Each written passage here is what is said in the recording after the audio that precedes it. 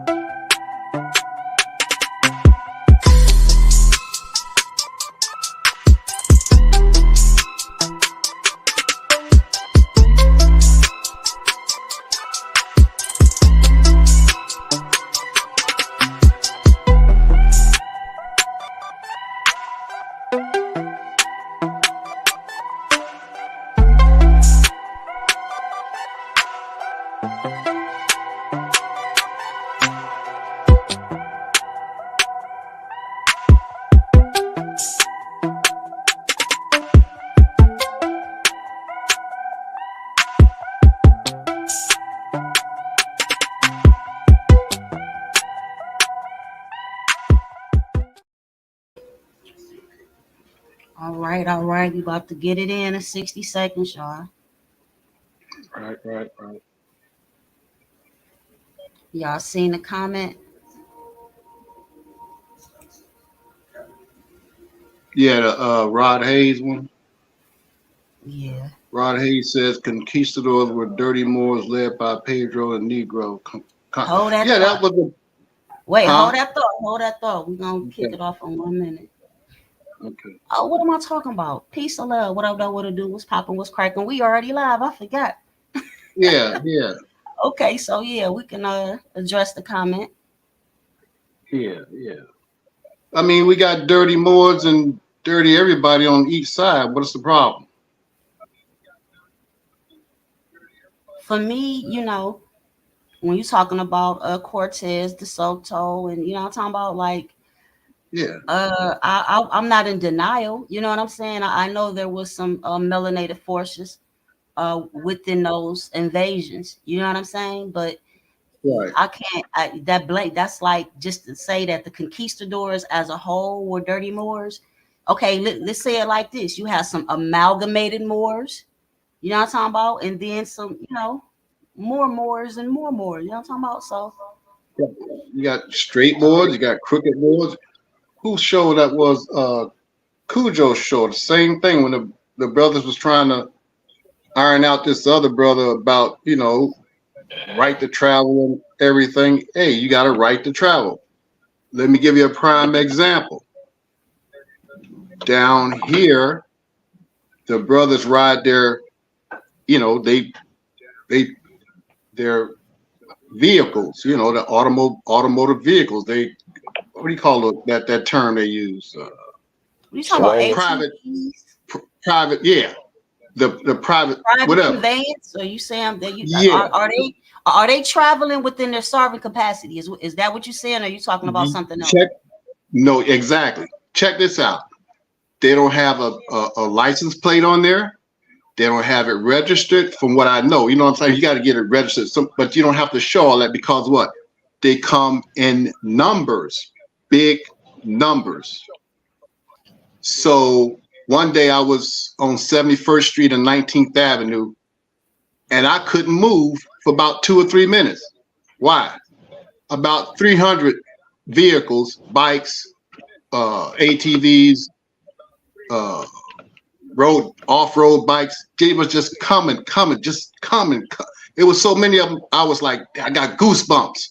I was so happy because they can't be stopped, and they're traveling in their conveyances, minding their business. As long as they're in their jurisdiction, you can't mess with them. That's what I'm so proud of. They come in numbers. Now, if you by yourself, you don't get jumped on if you don't know how to speak the language.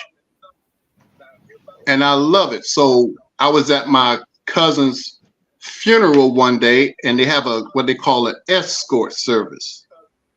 And I asked the escort service, I said, you remember all those bikes that be riding down on Martin Luther King Day and running the streets, blah, blah, blah. You know what she said? There's one of them right there working for us now. A sister that was with that group is working for the escort service. So she's legit now. So she's actually, doing funeral processions and dignitary processions, traveling. So I'm like, hooray for our brothers and sisters who are traveling on our streets without a license or a tag. I love it. I love that because they come in numbers. Now, yes, they got to dip and hide and do all this stuff because they allow them because they got other things to do. All they trying to do is enjoy themselves. And they don't have to have a driver's license to ride these conveyances. So I love it. Hey, peace, gods. I kind of want to address that. I want to address that comment that the brother made, because he always making up stuff. You know what I mean? Like people be checking the temperature of the people. The crowds that they dealing with. You feel me? And when you check the temperature of the Indian crowd, they all say stuff like that. So for him to be their master teacher, it seems like he's learning from them, right? Uh-huh. Because that's not accurate. You know what I mean? Got Like he's saying Pedro led the conquistadors. You know what I mean? Thank you, right. thank you. You know what I mean? Like who the hell ever said that till today? You know, that day that he Right. said, like the guy don't mind making up some stuff. Like he the king of pseudo. You know, I love the brother. He got Right. some knowledge. You know, Right. but some people think he's all right and exact in his cap. You know, I guess he's just entertaining for some reason. He must be entertaining, but that's not accurate. Like a lot of people, you ask me, are trying to see. This is where I feel like agent activity come in. I feel like it's agent activity that everybody, for some reason, not every, well, too many people are trying to get the Caucasian off the hook. Everybody trying to get him off the hook. Oh, he didn't do nothing. He never harmed anybody. He didn't pluck a feather off a bird. You know what I mean? Like he ain't did nothing. You know, everybody trying to say Napoleon was a Moor. You know, people, whoever you could think of that's despicable. You know, the man with Mm-hmm. the funny mustache. The man with the funny Mm-hmm. mustache. They'll say he was a Moor.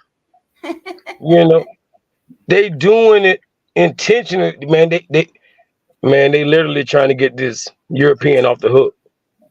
And I still gotta get him on the hook before anybody else. You know what Okay, I Right. mean? Be honest. let me get in here some. Now this should be a reminiscent, if that's a word. No, I'll be making up words. I'll be making up stories and shit and spreading satire, but it should take you back to when I was pointing the finger at that Michelle Obama being a man shit. My point was, what is the source of this information and where is it coming from? Okay, you just pointed at it. You just pointed at it as being some of the shit that he subscribes to and regurgitates. And that is my reason of being. You know what I'm talking about? Because I'm trying to stop the regurgitating of racist, skinhead Nazi satire that gets Yep. mixed in the so-called conscious community information. And I'm telling you, I know firsthand because I used to sell the conscious DVDs over 20 years ago. So I would go to peace to the brother Minister Malik Shabazz, who was getting stuff from Sinetta and so on Yeah. and Yep. from Harlem, and some VHS tapes I had to convert into DVDs and shit like that. That's how far this is going back. And within all of those piles of so-called conscious DVDs that I used to buy, y'all know the Lloyd Williams was in there with the sovereign citizenship shit, and some of the Nazi racist shit was in there, but you don't recognize it because they're giving it to you as being anti-government or anti this regime and establishment, which is that's our base foundation. Whether you're talking about Moors or Hebrew Israelites or Muslims out of the Nation of Islam and so on and so forth. And this has been a reoccurring event within all of our movements where we get some dirty information and we eating the bones in the fish and don't realize we supposed to spit them bones out. You understand? It's just like reading Zachariah Stanchion, or however you say his damn name, information. Stinking. No, Zechariah we Stinking. know how to we know how to study and research those type of materials now. We know Yeah, what's dissect.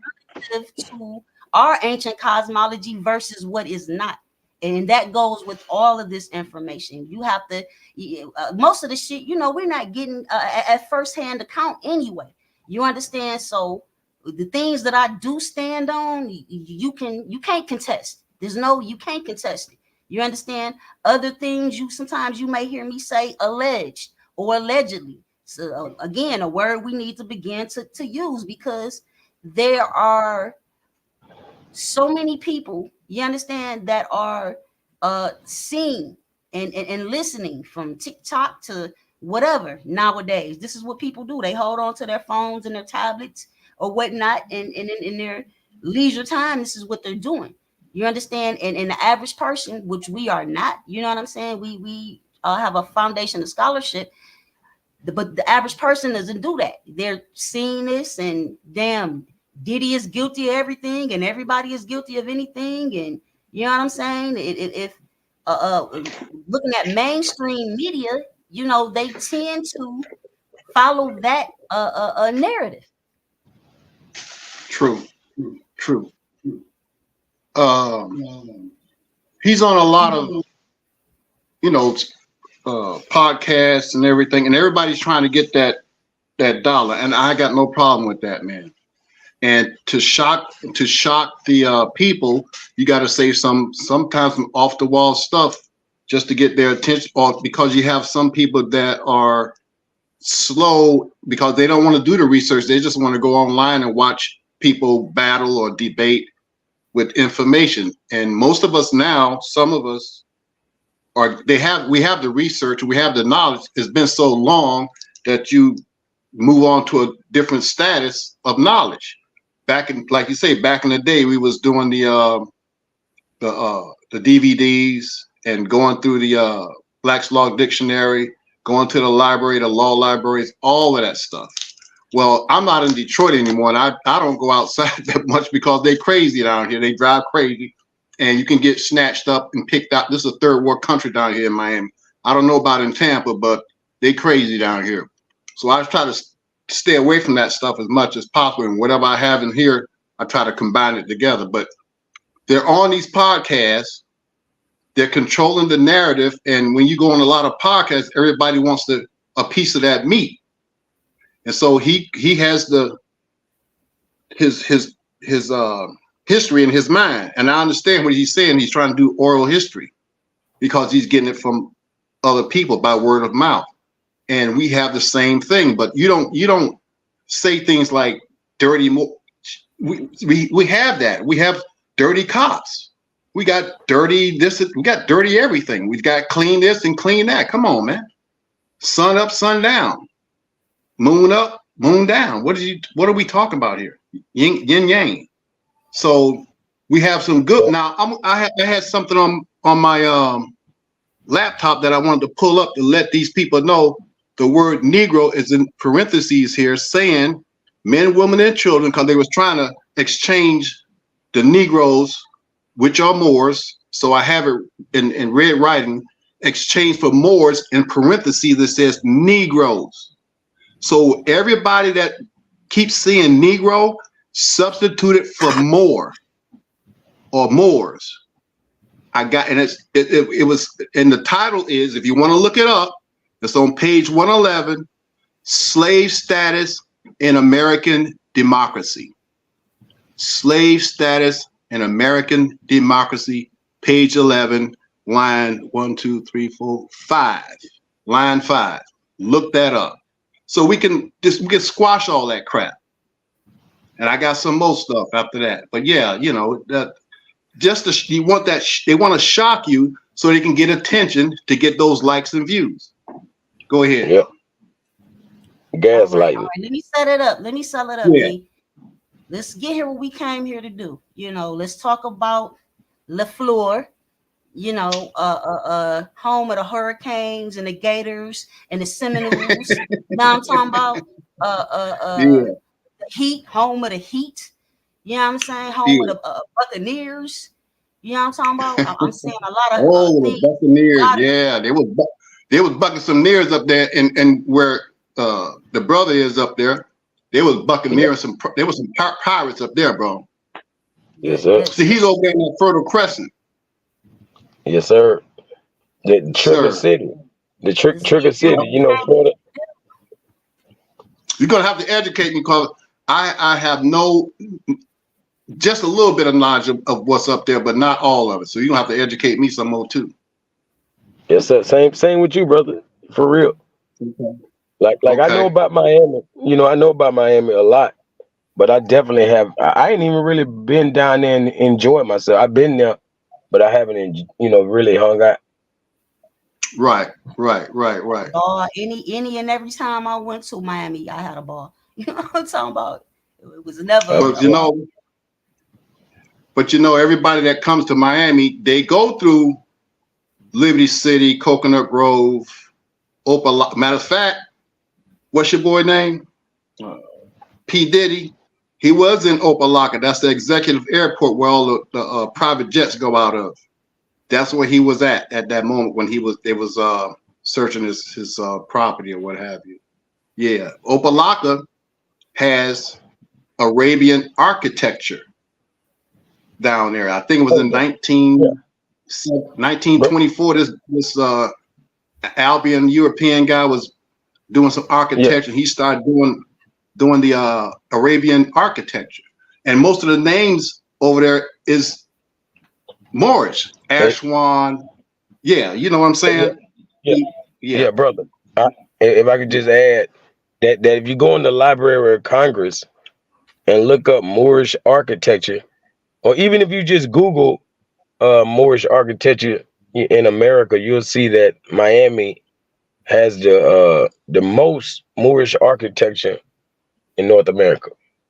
True. Yeah, it got a lot of it. Let me camel back on that. Now, I don't know. Have you been to St. Augustine? Oh yeah. You know they got that museum up there.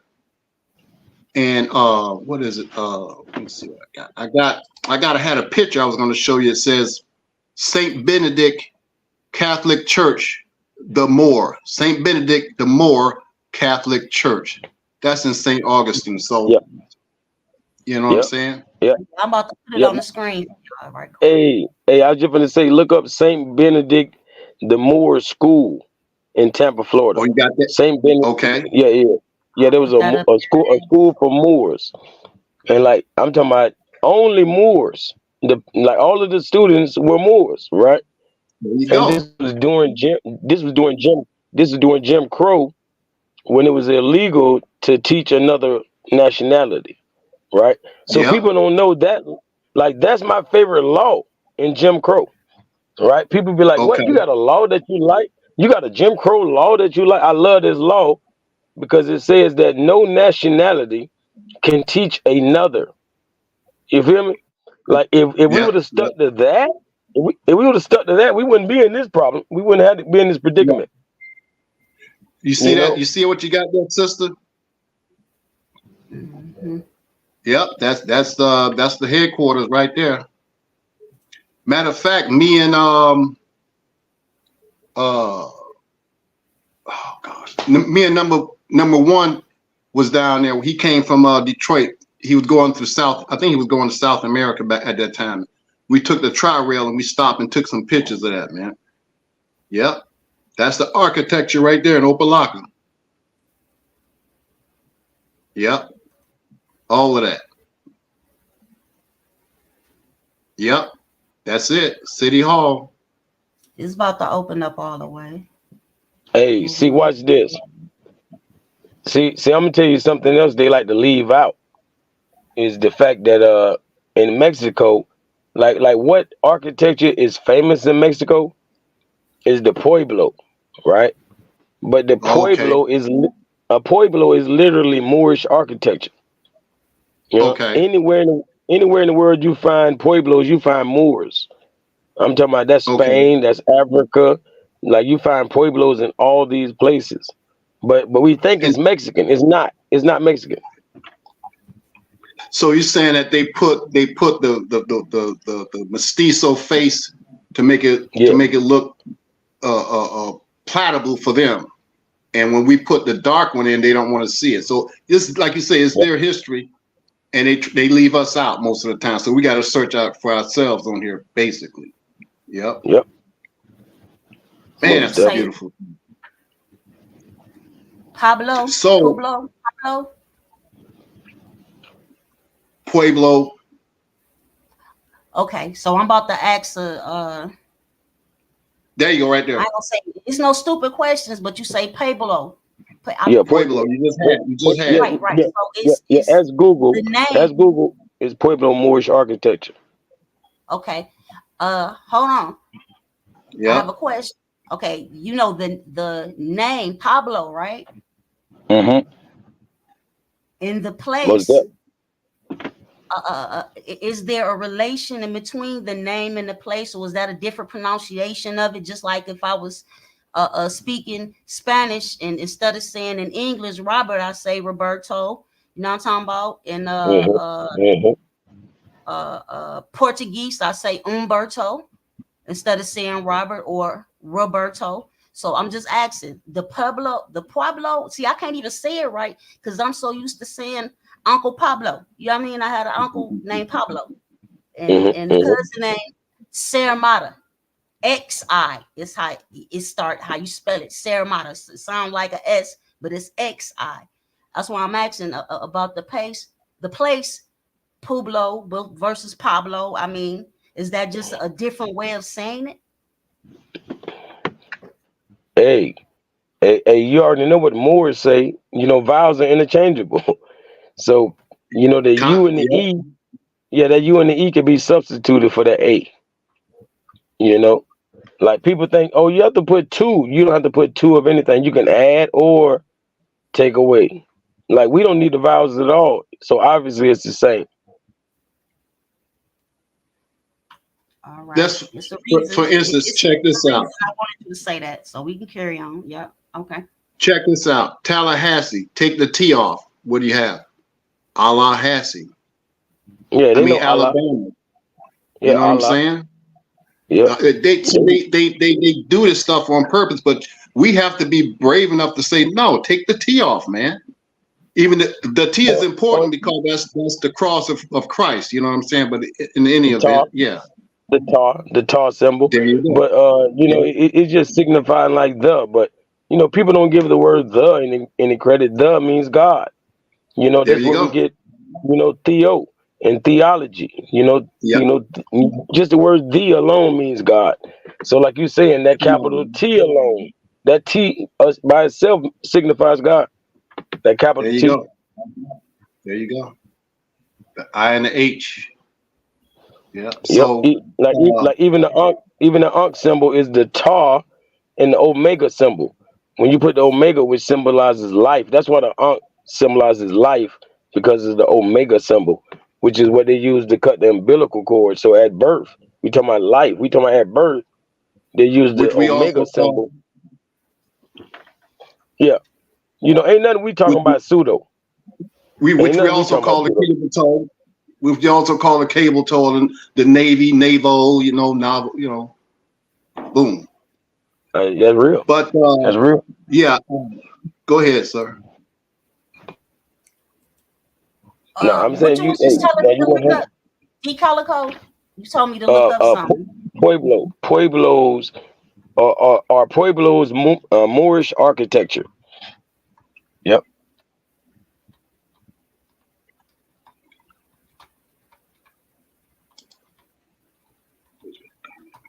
Man, I wish I could get this thing. Pueblo.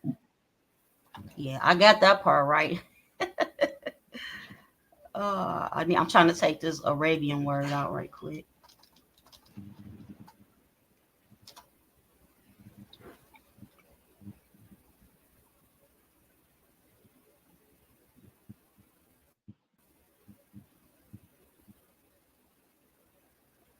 The Alhambras of the.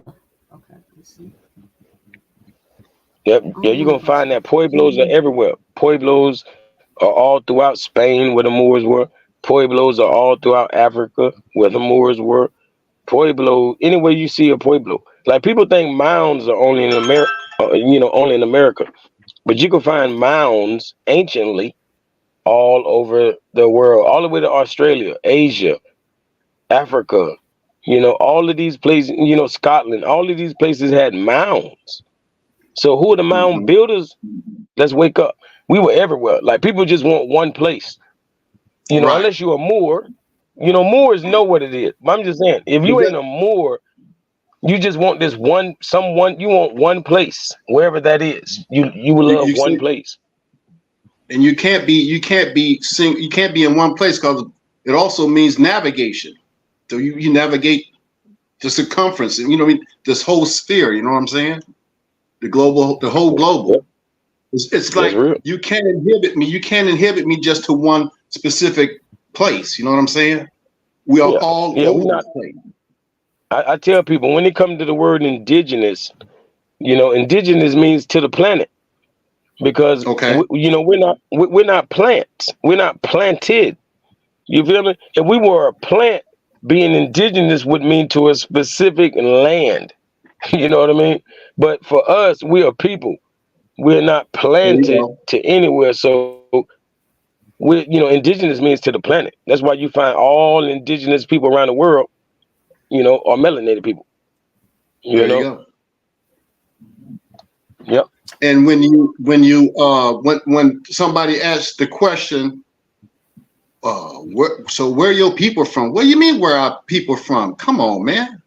If you say you're from America specifically, you got to go back into the Lemuria and the Atlantis on each coast. You got to go deep into that. Brother Amir, we was at King Bookstore. He got that book, Lemuria, by Brother Churchward's, not Albert Churchward's brother.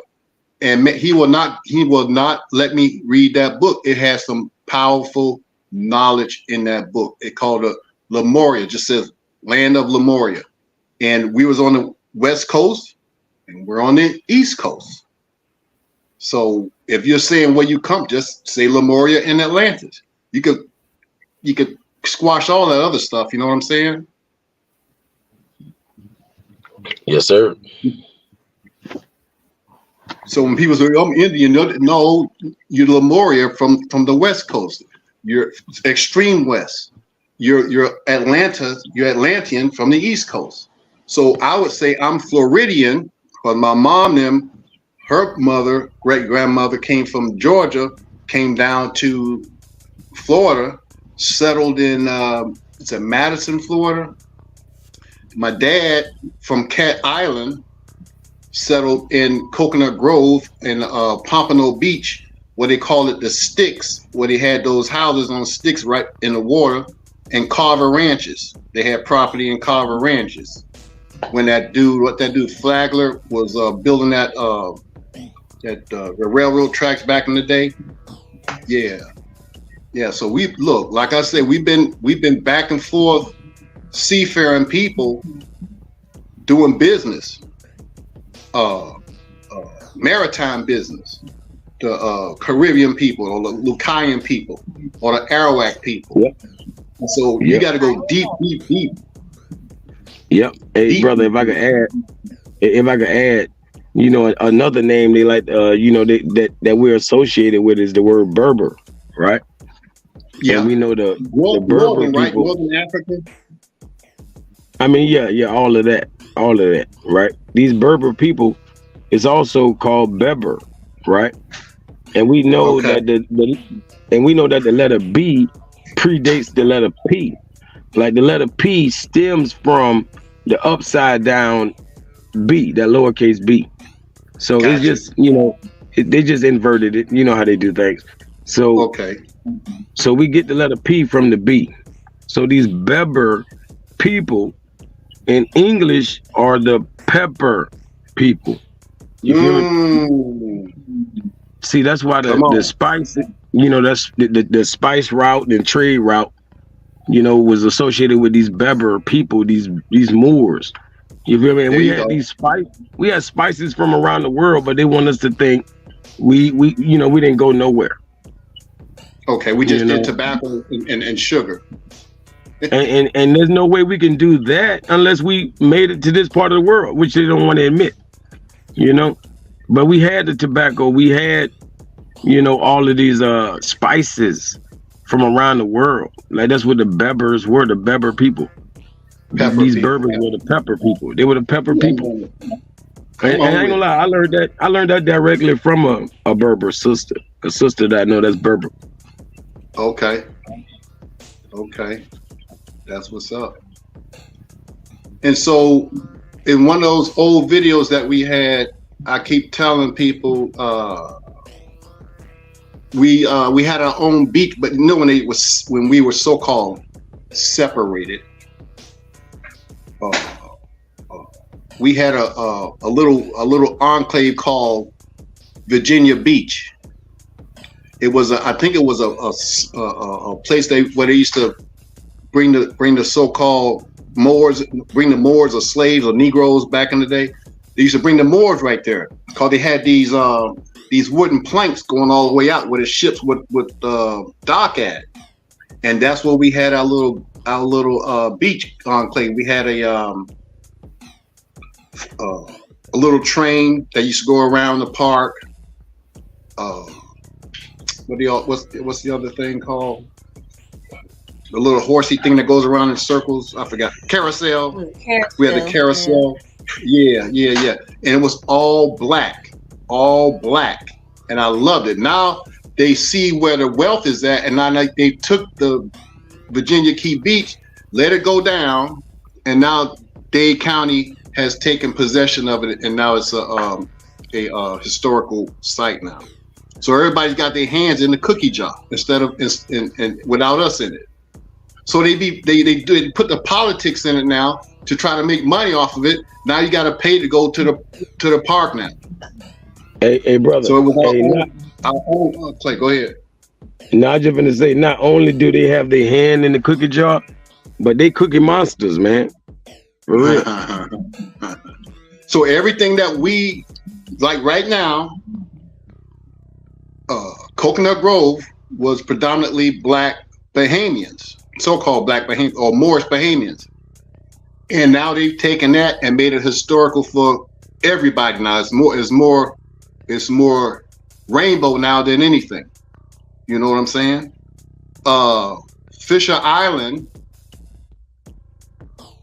is the most wealthiest piece of property in the United States. Dana Dorsey, who purchased the property, he was the first millionaire in Miami, the Moor. They forced him, Mr. Fisher, forced him on his dying days, forced him to either donate it or sell it to him. Then he transferred the land to the Vanderbilts back in the day. So if you ever look at when y'all go to South Beach and y'all see the Port of Miami and you see that little island where you see all those buildings at, that's what Dana Dorsey purchased back in the day. Now it's worth billions, maybe trillions. That was a Moor. Why did he give that land? Why did he donate that land to him? I don't know, because the so-called Negroes can't manage it. I don't know, but it's wealthy as hell, and they don't even allow people that look like me and you over there, other than Oprah Winfrey and maybe a couple of workers. But that's about it. So that's another part of history that they won't say. So yeah, Virginia Key Beach was a nice little beach for us to swim in and have fun and have our own little. And now, you know what happened too? I didn't know it, but I was too small to look. But when they was doing that cookie, coffee, donut shop, where they wanted everybody to join hands and kumbaya. All right. Okay. Go ahead. Nah, we had some technical difficulties over here with the internet service for a minute, but it came back in. Oh, okay. I don't know where I left off at, but yeah. We lost you about 60 seconds ago, and you was really going in. Did I mention that Fisher Island? Yes, that's what you were talking about, and you was talking about so many billions of dollars, and you gave a name of a European. Yeah, Fisher, and it's called Fisher Island now. And I think he transferred it over to Vanderbilt's, and the same rich families that run the stock market and everything, and the banks, same people, the railroads, banking industry, stock market, same people. And Dorsey was up in that type of wealth back then, a brother. So we had Virginia Key Beach, we had Key West, what we call the Albions, Conky Joes or Conks, and we had Key West. If you go to Key West, go all the way down to Key West, we got our own little neighborhood in Key West. And to this day, everything looks the same like it looked 50 or 60 years ago. Nothing has changed. just like Overtown. Overtown is in the middle of downtown. The money makers, the Brickell Avenue, the investment people down there in Brickell downtown. And when you go into Overtown, all you see is the old neighborhood, and they build around that part of Overtown. And I keep trying to, I've said it on websites and stuff, we could own it if we just take over. They want us to own it because they don't want to have nothing to do with us. We don't have to buy nothing. All we got to do is act right, and it's ours. They waiting for us to have it, but we don't know. They got, like you say, we have people in the cookie jar, the cookie monster, and he don't want to give it up. But every 50 years, if you read your Bible the correct way, they come in and the Pope with no hope, the Pope smokes dope.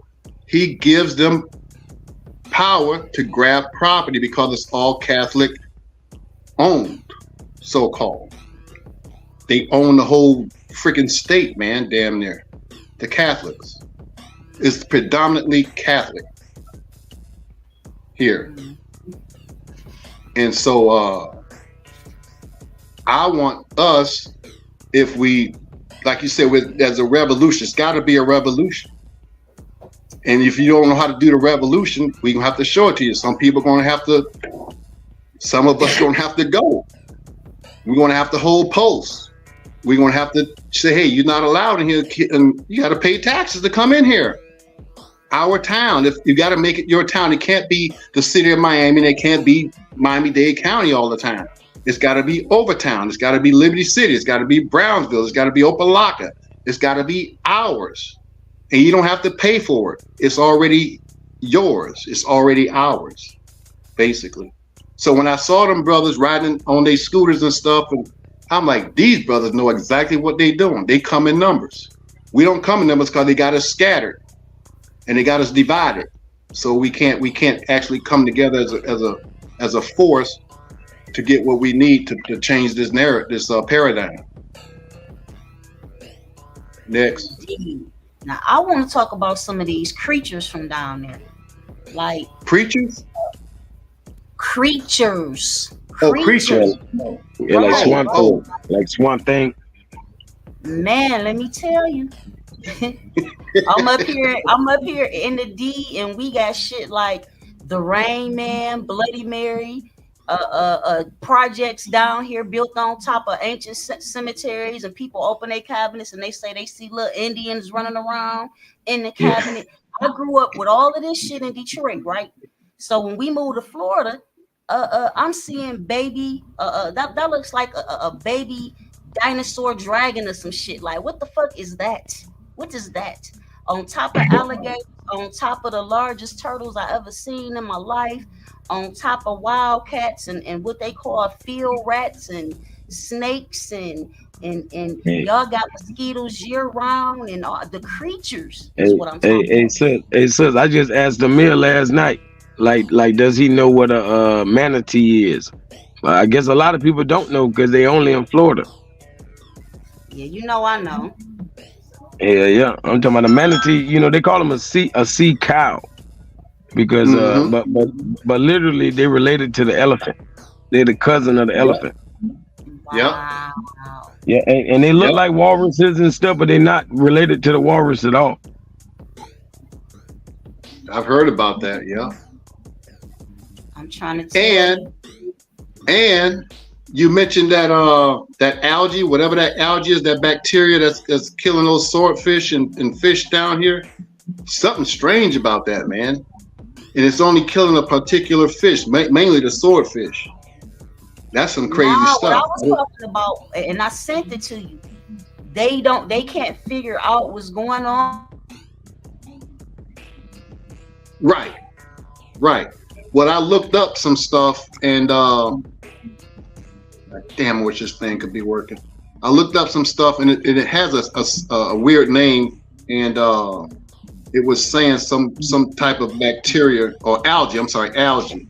But I know it's more than that, because you know they mess with that water a lot, and they put all those pharmaceutical micro. Yeah. They put it in us, and we urinate it out. We urinate it out, and you got the ships. They dump their stuff. They dump a lot of oil in the ocean, a lot of waste in the ocean, and then you got crazy people that you see a lot of people with boats and stuff. They have no the same thing. Yep. So that's that. You got the phosphate runoffs when they're doing the building these new complexes and stuff. You got the phosphate runoffs and all that stuff, fertilizer, all that stuff. So who knows? You know what I'm saying? But that's some crazy stuff, man. And so we don't know what the hell we eat, know what's going on in our body. So I don't know. We got to grow our own foods, basically. Yep. Can't trust nothing else. I'm saying the fish are doing like this in the water, all of them. I'm not saying all fish, but it's crazy. Again, like I said, they done ran multiple tests on these fish, and they're saying nothing is wrong with them. They don't have any viruses. They don't even have any type of contamination, bacteria or things like this and that. But the movements of the fish are abnormal, right? It's abnormal. It's weird. I never seen anything like it. It's not the temperature of the water. It's not any of this, according to their top marine biologists and things like this and that. Right. For sure. Yep. Hey, sis. Like, you know, speaking on the topic, do you want to look up the basically those mastodon bones that they found in Florida? You know, it shows that life was obviously here because whoever it was eating that mastodon. Like you got you know, you got teeth marks and everything all on it. So they could tell it was life. Like it was like people were camped out and eating mastodon in Florida a long time ago. Man, why did this thing ain't come up? No, I spelled it wrong by mistake. Let's see what we got in images. No, it's showing me a damn dog.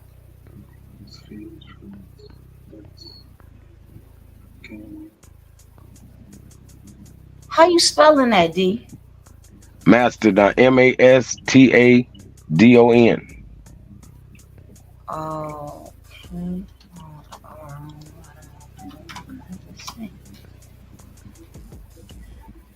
okay. All right. So let's get a screen share. You can direct me.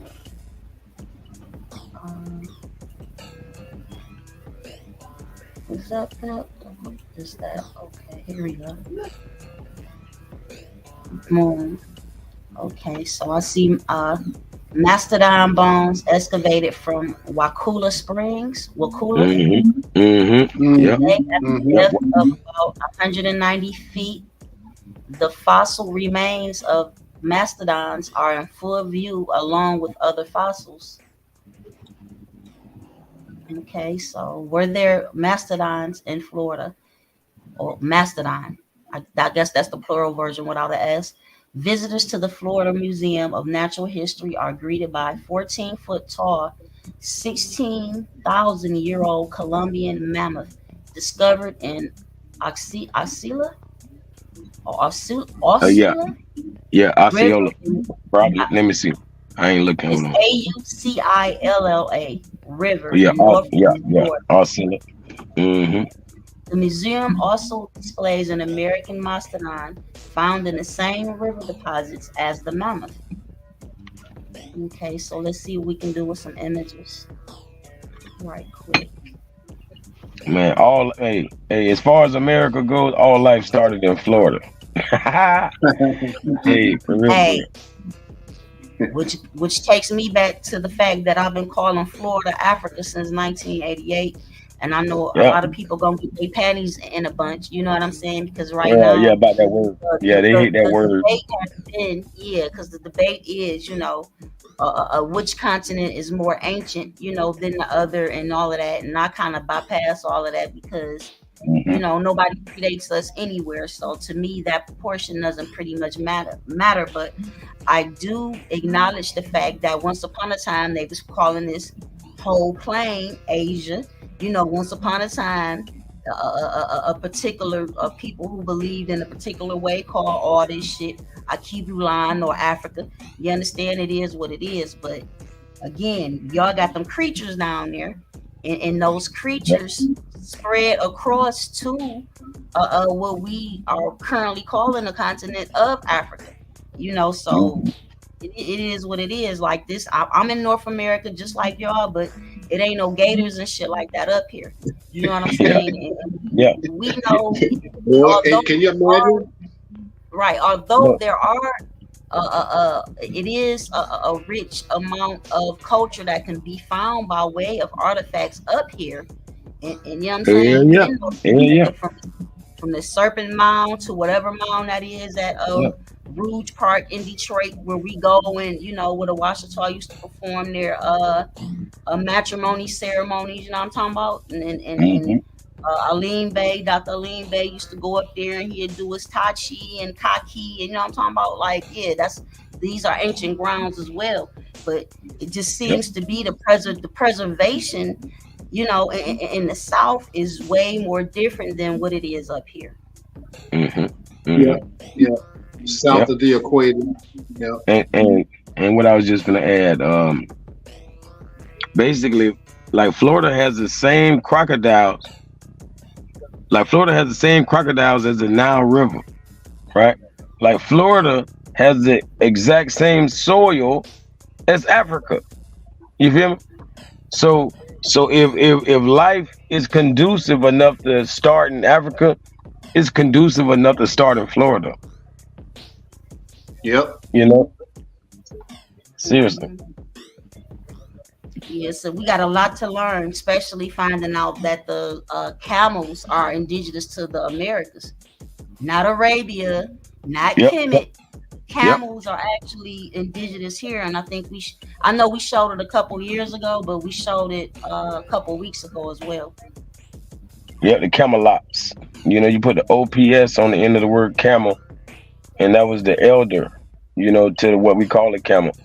And that was American. He was American. Hmm.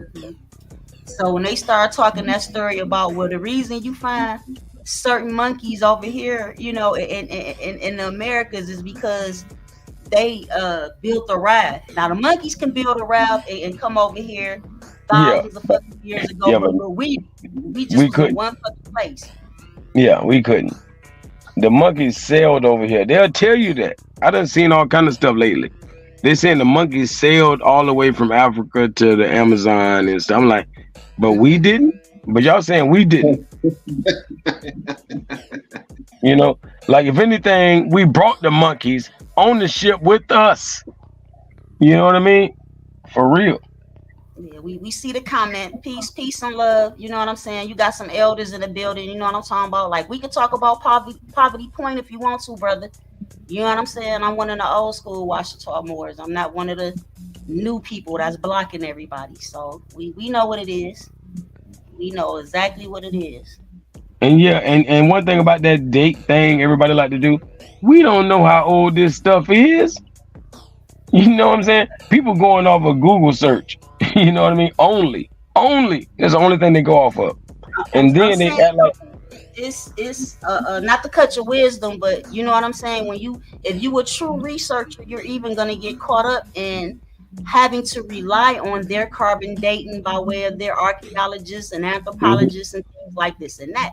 You know what I'm yeah, saying? So again, that's why some stuff it resonates so much and makes so much sense. You know what I'm saying? You can kind of rock with it, but the shit that is just it, not that it's so opposite, polar opposite of what we've been taught. It just don't fit. It's certain shit don't fit into the equation. We have to fucking throw away. I don't care who said it. And if why they said it is because they regurgitating it, and you know what I'm saying, it is what it is. If it don't fit, it must have quit. Yeah. They hit him with the Johnny Yep. Cochran. Exactly. So with that being said, like I can't date these mounds. I can't date the Sphinx. I don't think too many of these pyramids can be truly dated. Like, I understand other ways of dating other than carbon dating, but that's what they relying on. They're not even going off crystallization. Now, if you go off, the crystallization of things, we can tell how long it takes for certain things to crystallize. So we can go off those kind of processes a little bit. But to be honest, all of these dates and times they give us is mighty odd how nothing precedes 8,000 or 6,000 years, which is obviously when they came on Earth. So they want to make it seem like nothing happened. Nobody was moving, nobody was grooving. We weren't doing nothing until they came on Earth. That's weird, ain't it? 1800s. Yeah. Everything within the last 6,000. They're not going to tell you we did nothing before that. We wasn't writing. We wasn't building. We was, man. We're just sitting around waiting for them to come pick us up in a ship and take us over there, and somebody sold us off. That's the narrative that's the old story that they keep telling all the time. Man, the real racists nowadays, they saying that we should thank them for slavery because it gave us trades and skills. We gave see, now they reversed it now. Wait, yeah, they didn't reverse it. Hey, we know what it is. It's okay, they can say what they like, but it's documented within their early American experience of the fact that they didn't even have the science of purifying water or preserving food. You know what I'm talking about? To the point that they were eating each other. They would come over here and a couple of them would starve to death and die, and they would bury them, and then the others would unbury the body and cook it and eat it. You know what I mean? So no. Who gave them the science of purifying water and preserving food? You see what I'm saying? Within all of their literature and with and all of their scholarship in universities, it say that it was the Moors, right? And again, So, I ain't gonna lie. The thing about the water and agriculture, they learned that directly right here in America. They didn't even learn that in Europe and from the Moors. They learned I guess not. If they were starving to death the way they were starving to death, and we know how to the way if you want to prove, or if I wanted to prove what I'm saying to you, it's two things you can go look at right now. I used to sell them together in a set. One is a documentary on PBS called A Biography of America, and they're mentioning the Moors in this. It surprised me. You know what I'm saying? But they did mention us prior to even mentioning slave Captain John Smith and John Hawkins and all of these other people. You know what I'm saying? They mentioned that these people did not have the science of feeding themselves, and they was digging up the graves. The second source you can go look at now is the New World with Colin Farrell, whatever his name is, and shit. In the beginning of the movie, they showed the same shit, that they were starving to death and they were eating each other. You know what I'm saying? Here in North America, not over there in Europa. I'm talking about over here. You see what I'm saying? So with that being said, when we start talking about the maize or what you call corn and all of this and that, like, that's just one element. Who would only be able to provide one element of agricultural shit that was going on over here? It would be the invaders, the new people. It would not be the people who have been here forever. Predating them, correct? Yep. Like, hey, I've been trying to tell my Indian friends that they have, they got to get associated with terms like Paleo American. Oh, I mean, my bad, Paleo Indian. If anything, we are the Paleo Indian. Paleo meaning before. We are before the Indian. You know what I mean? We are Paleo Indians. We're not Indians. You know, Right. obviously we're Moors. And the only word that predate Moor is primordial, and you got the word Moor in there. You know what I mean? For real. So before Moors, we were Moors. Gotcha. Now I got something. It can tend to if you're talking about the original. There's a book called "Rise and Fall of the Slave Power in America," page 8, and it says, Chief Justice of the Supreme Court of Massachusetts in the year 1700, which we probably would be 700, he wrote a pamphlet entitled "The Selling of Joseph," a memorial in which slavery was characterized and the primal truths of human equality and obligation were enunciated with single boldness enforced. So he said, this is what he said, he maintained that originally and naturally there was no such thing as slavery, and that these Ethiopians, as black as they are, seeing they are sons and daughters of the first Adam, the brethren and sisters of the last Adam, and the offspring of God, they ought to be treated with respect, agreeable, quote unquote. So that's in the records. Done deal. We can stop all this crap, all this shit. Excuse my baby talk.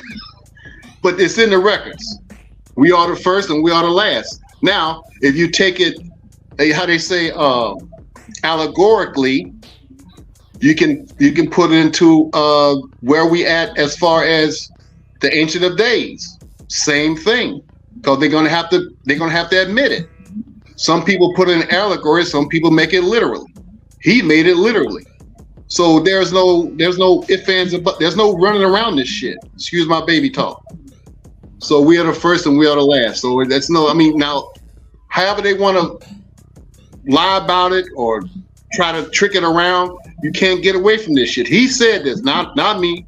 Rise and fall of the slave power in America. There was no such thing as slavery. So what was it?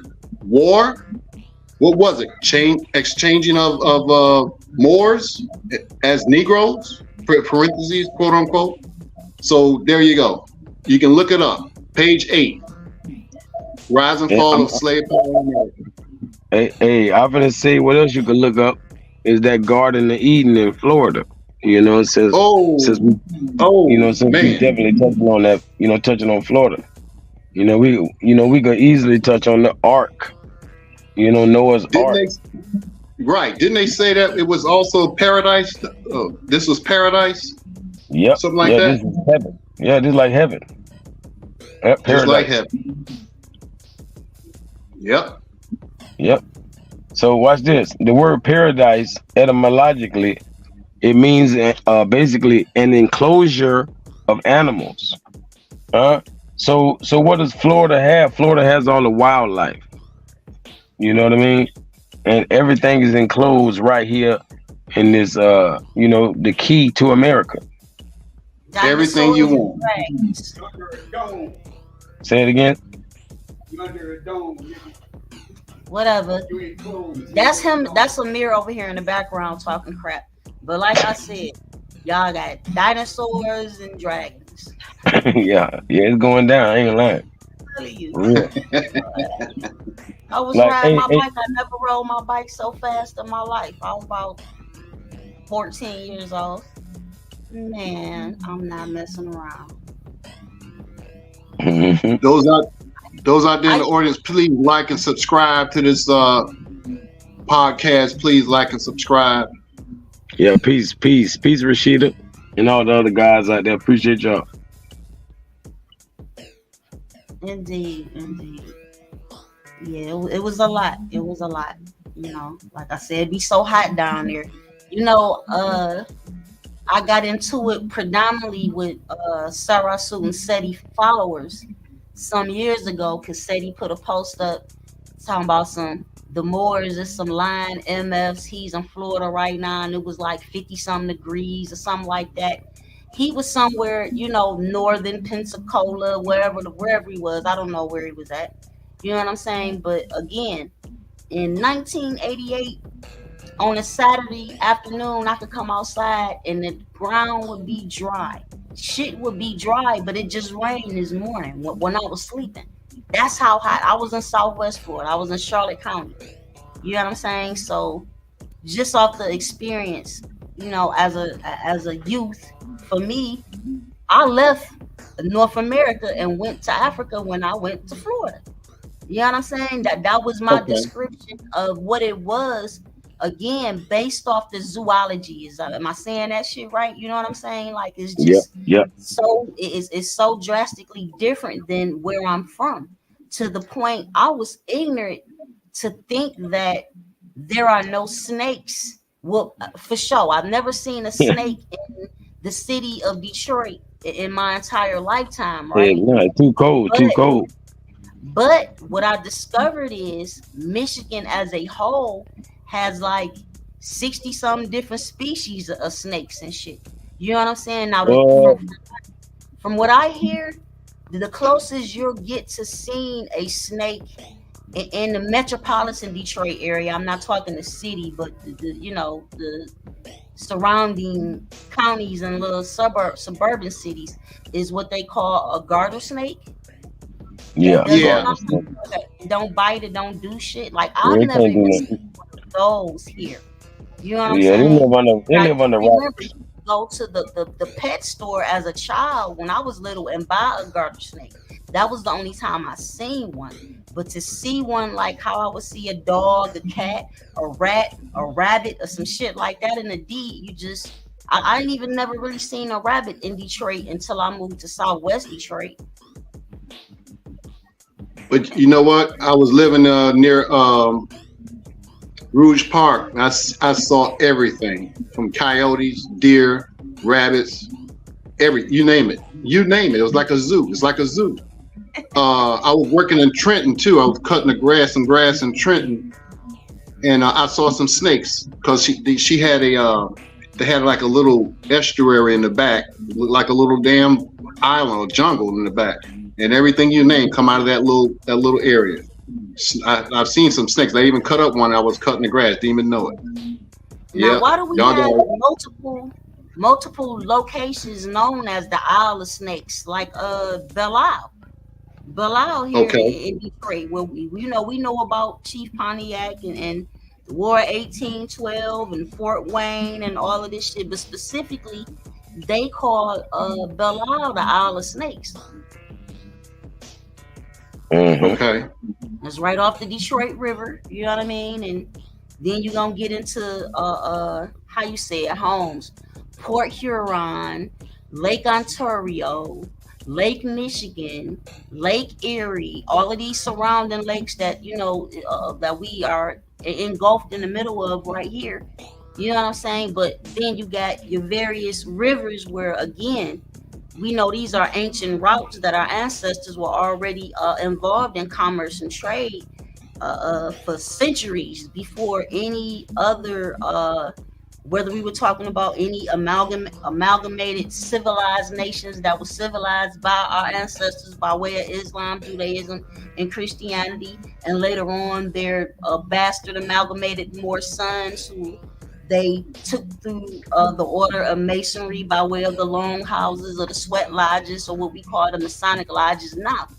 I'm talking about before all of that shit, which is the reason I brought up ancient and modern. You know what I'm saying? Y'all know for me to label something as ancient, it has to be old, like Thank you. more than 5,000 years old for it to be fucking Okay, ancient okay, for okay. me, for me Yeah, personally. I So like like that. I like that. I like that. labeling ancient, I'll be like, no, not really. But you know what I'm saying? But That's real. That's again, real. most of the people aren't going to go beyond what Anunnaki, Neteru, and Elohim. These are all No, plurals. hey, You have to sis, go all the way back further than all of that before any invasions of any other hey, thank you. forms of peoples. You know what I'm talking about? You got to go Hey, all the way back, and we was hey, already uprooted running shit. hey, sis, I swear to G, 80% of the people that's online talking don't even, or probably 90%, they ain't going beyond 1492. You know, that's the only thing they concern themselves with. You know, and them the same people that tell you Moors, you know, popped up on the scene in 7-Eleven. You know, there wasn't a Moor before that. You know? but Mauritania existed in 300 BC. You know, but the word Moor is in the hieroglyphs 5,000 years ago. You know what I mean? Like they gotta tighten up on their research, dig deeper. So we still going by the history of their books and stuff. Yeah. And we got the wrong, we got the wrong aspects. We getting their aspect. Well, you see what's on the screen, right? Like, how more ancient are you gonna get than this? No vowels, with vowels, without the vowels. As far Mr. and Mrs. as meaning, Yep, Mr. and Mrs. Like that's literally what Birdman, you know, or what, basically, you know, the saying, like Birdman said, put some respect on my name. Yeah, you got to put that MR, you know, and then you say my name or spell my name, you know, Mr. or Mrs.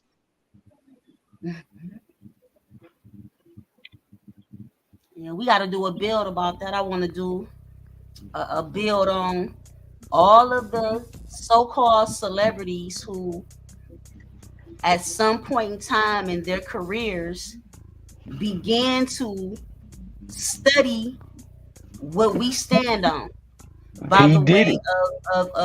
of making themselves having a diplomatic status, so to speak, and they're sovereign and all Ooh, of this language. In ooh. particular, we Yeah, had there's a lot quite a of few them. celebrities, you know, riding that wave, and Really, there all of were them. Really, various, there were, huh? sis, all of them. Like I know people who have waited on Tom Brady at the restaurant, like they were the waiter, and soon as his bill come and they hand him the bill, the name on that credit card is not Tom Brady, huh? Like these people around here with, you know, acting like Peter Parker. You feel me? Like we thought they was gonna cash out with the Superman credit card. No, they had a Peter Parker credit card. You know, they operating in their private. You know, I know this about black football players as well as these YTs. You know, I've seen, yeah. So what you saying to me is, upon making a purchase, they're not pulling out the fiat, the Fed notes, and they're not pulling out. Well, you said he used the card, but in my experience, you know, those who are walking the walk, they just sign whatever the fuck it is. They just sign it, and that's it. There's no Fed notes, fiat. There's no MasterCard, Visa, none Yeah, of that shit yeah, taking place. It's just their signature. Yep. yeah. These Well, people just operating in their private is what I'm those who saying. are They, wealthy, I'm not talking about your average so-called rich entertainer, whether it's an athlete or a singer or an actor. That's not what I'm talking about. I'm talking about wealthy people do not carry credit cards or fiat. Some of them do fuck with the fiat on a massive level. I'm not gonna even sit here and front, but for the most sis, part, what you see them doing is signing for things. hey, You know, sis, they got that black card. They got that black card. You well, the know, black card, and, you know, that and was watch the big this. with the sovereign movement. You know what I'm saying? The goal was to obtain the black card. We talking 20 plus years ago, but yeah. Hey, put it like this, sis. Like it's no different than how Brother Polite operate. You know how young Pharaoh sued him for all that money, but the young Pharaoh never got a penny because there's no money in the name Brother Polite. You know, there's no money in that name. So literally, if a person sues Tom Brady, you won't get nothing because you don't know his private name that he has all his assets in. Yeah, but So he they're got a gonna, corporate. He has a public corporate entity. You know what I'm yeah, saying? That's set and up it's and broke. it's insured. Listen, it's insured, so it doesn't I think. affect him in the way that it would affect you and me. You know what I'm saying? But when he's Mhm. navigating and doing commerce at certain, you know what I'm saying, businesses, then he navigates another way. You see what I'm saying? It's just Yep. like Martha Stewart. I remember, peace be upon him, Bobby L. When he used to talk about Martha Stewart, he would talk about how if he was watching her case, and she said that what did she said about now she didn't say trademark name. What did he say? What did she say? Oh man. But whatever she said, it pulled out the UCC1 financing statement, Martha Stewart as a corporate entity, and blah blah blah. And she stated that during her trial. You know what I'm saying? So people look at it. You got to look at what happened. She got a very light sentence, and she is Mhm. out here right now with Snoop Dogg on TV. You know what I'm talking about? As a convicted felon, you know, like Yeah. it is what it Yeah. is. Yep. Yep. Ain't no allegedly. For real. Damn. No. Ain't no Diddy. No Diddy. He say no Diddy.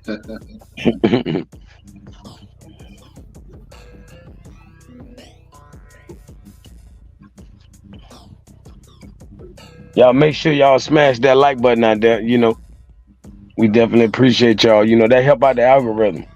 Because other than that, we wouldn't give a damn. You know, it just help Right. out the algorithm. For real. So somebody else can also see the bill, find the channel, all that good stuff. Hey, sis, on my channel, man, on my TikTok, your video got like 1,000 likes. And I'm talking about over 8,000 views. I'm talking about Damn, that's they what's up. I appreciate yeah, the people. yeah, I got 900 and something likes Right right now. now? Yeah, Oh, yeah. come on. Are you serious? Man, Thank you. Thank you. they love toy. For real. You Hey, you got comments on there you need to respond to. I ain't lying. For real. I ain't talking about not no trash talkers either. I'm talking about people love you. that's what's up. Yeah, I'm gonna have to get over there to TikTok and see what's happening. Yep, yep, That's awesome. That is awesome. yep. And I ain't gonna lie, somebody like I be telling people to share my info because I'm shadow banned, but the information is not. Like they love my info. Like I seen a sister share my video on Facebook. She got 500,000 views right now. And I just made this Oh, video last week. I just made a video last week. You Damn, wow. know? that's Yeah, what's I'm up. like, man, this crazy. But at the same time, it's like free publicity. You know how I go. Right. That's I just know when like I Tony Braxton. You know, Tony Braxton sharing some of our shit. You know what I'm saying? Oh yeah, that's for what's up. real. Shout out to Tony. Shout out to Tony. And You know, I speaking had of, looked at one of your videos I did a couple of years ago, and it went all the way up to 5,000 views and likes. I think it was likes. And no views. And then they shadow banned and put it back down to 2,600. I was like, really? Yep. Like literally, what's this? Like to be monetized on Facebook, you gotta have like 4,000 watch hours and all that stuff. Right. Facebook, I say Facebook, but YouTube. YouTube literally told me in my analytics, they said I had 5,000 watch hours in like a week or two. You feel me? I'm like, whoa! I screenshot it. I posted it on my time, you know, my community wall. But when I go to check the monetization, they're telling me I don't have that I ain't made them. I haven't had that amount of hours that I need. I still don't have the 4,000. I'm like, y'all told me I got 5,000 in no time. Why you telling me I don't have 4,000? Like they be Okay. playing real games. They be Okay. hating. They don't want to see you win. Right. Right. Especially if you're, they say if you're hardcore militant type of podcasts or viewers, that kind of thing. But we know. Yeah, I mean, this is the issue for me. The movie, Goodbye Uncle Tom, right? That movie is available to view on YouTube, right? And this movie this is one of the worst movies I ever seen in my life. Like literally, brother Imhotep, who also sold the Conscious DVDs back in the day, he gave me that DVD and a couple other DVDs to pass to another sister. And I took the DVD. It was evening, so I took the DVDs home. I was going to give them to her the following day, and she was telling me to look at the Goodbye Uncle Tom, and it took everything in me to get through that DVD. And when I got finished with it, I was at my front door about to fling it out my front door. I promise you on everything I love, but it wasn't mine. It was hers. So I didn't do it. You know what I'm saying? And I talked to her afterwards, and she kind of gave me things that I recognized throughout the film anyway, but reasons as to why everybody needs to see the film. And Chief Mustapha, you mentioned about the Catholics claiming so much territory, for which we're speaking about tonight. Yeah. And within the film, it's the Catholics who break shit down in it, but it go by so fast you might miss it. It's almost at the beginning of the movie where the children are sitting up under the dining room table, and the Catholic clergy or whatnot, they're there visiting this particular plantation, and the conversation that they're having with the so-called, this is another thing, this is where you can see that this land that they was on did not belong to them because of their interactions with them. It's like they're pointing out the bullshit that they're doing, like they were implanted to be there. But the movie is bananas. I cannot believe to this day that this movie is still on fucking YouTube. So how the slave movies are, the real so-called slave movies. They show the nudity, they show sex, they show all kind of mutilation, the making of eunuchs and all type of shit. Like it is that type of movie. But this particular, what makes it even more crazy, although there are other movies that were banned in the US when they were released that are on YouTube now. Again, this movie was banned in the US. The United States, this so-called Northwest Territory was never supposed to view this film. And it's not because of all the brutality, and they actually went to Haiti to film a lot of this. You see what I'm saying? Where they had actual people still on plantations, and this is in 1970 something. You know what I'm saying? That they made this film. My point is this: they didn't care about us seeing all of that. It's the very end of the film that they did not want us seeing over here, because they know we'll pop off. At the end of the movie, they show people that look like Black Panther brothers and sisters in the leather outfits, in the military shit, and the afros. They show them go and put in work on the invaders. I just put it that way. On the Cretans, they went to work at the end, so they didn't want us seeing the movie because of that.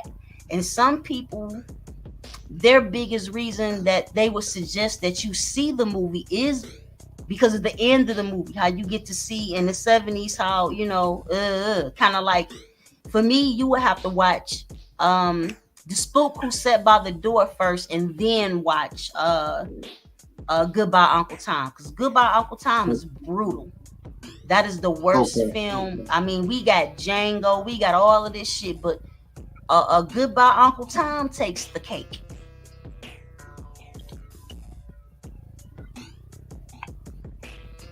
We got one here in Florida. Yeah, I know y'all remember the authentic narrative of the Seminole War. Its cause and rise of progress, and the horrid massacres of the whites by the Indians and so-called Moors, or so-called Negroes, but really Moors in Florida. And so I wonder if I could lift this. If you can pull it up, they got a Moor with a hatchet and a European with her hand up trying to protect her children. I think this is the one where he did spare her life and had her escape or whatever, transfer her to her people. But this was the worst, one of the what we would say the best narrative, because they always have us losing shit or losing the war and all that shit. You know what I'm saying? And this is the ones that they can't hide. It said the horrid massacres of the whites by the Indians and Moors in Florida. You know what I'm saying? And so this was back in 1836 that they wrote this. Yeah, so if you ever get a chance, the authentic narrative of the Seminole War. Check that out. They had 3 months. It was December, January, and February. Very deep, very deep.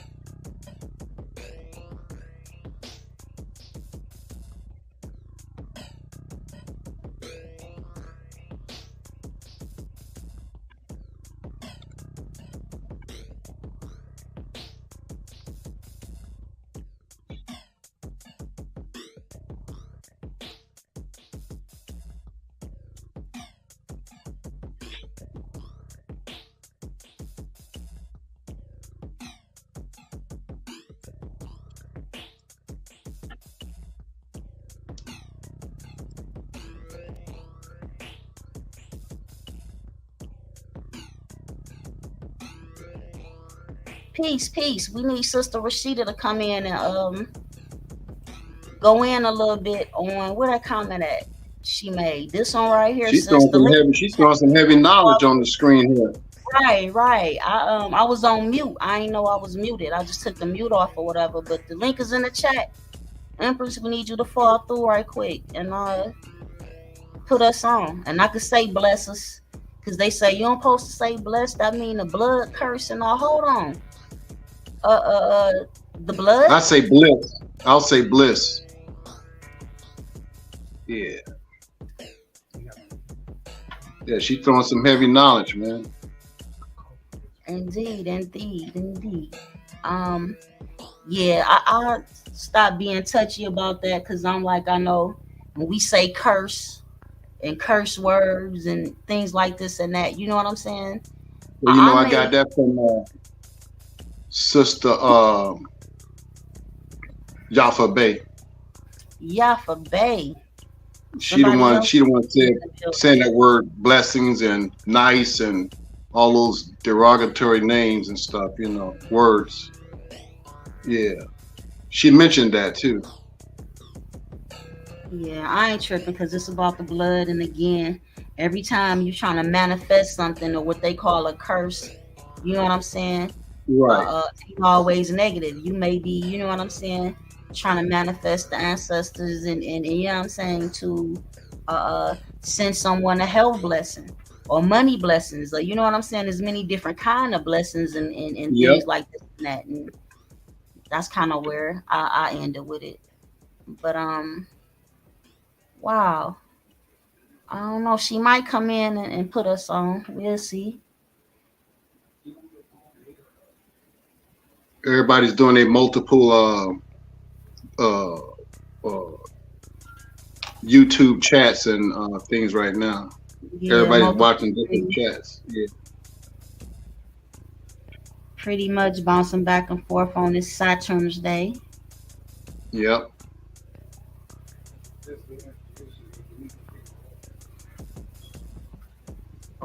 Okay, so Brother D Calico, you still on the line? Yeah, I had a little noise. Let me get the noise out of the background. Yep. So let's zoom it up, and I'm turning it around. I mean, what we trying to do? We trying to zoom it up. Now, Facebook done put me in Fedbook done put me in Facebook jail a few Yeah. times about sharing anything relative to the Big Dipper. You know what I'm talking about? Really? you call it the swastika. You can call it the good luck symbol, but this symbol is all over and ancient, just like we is all over and ancient. You see, I but don't know what the Fed, problem is. All it is man doing his little thing. You know what I'm saying? Hey, sis, that's ironic that you brought that up because I just before we came on live, I uploaded a video to TikTok and I clipped the old video a little clip I did about that symbol because it's the Japanese manji. You know, just like the word Jumanji, it's the Japanese manji symbol, MANJI, right? And soon as it uploaded, I'm talking about 1 second after that, they gave me a strike. Wow. I'm talking about ain't nobody see it. I'm like, what the heck? What community guidelines? I'm like, man, I gotta appeal that, man. Y'all ain't even look at the damn video. You know what I mean? they do not care. I'm telling you. Yep. Amir over here laughing. Oh, they don't play.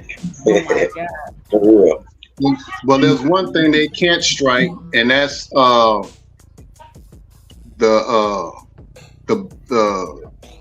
man itself.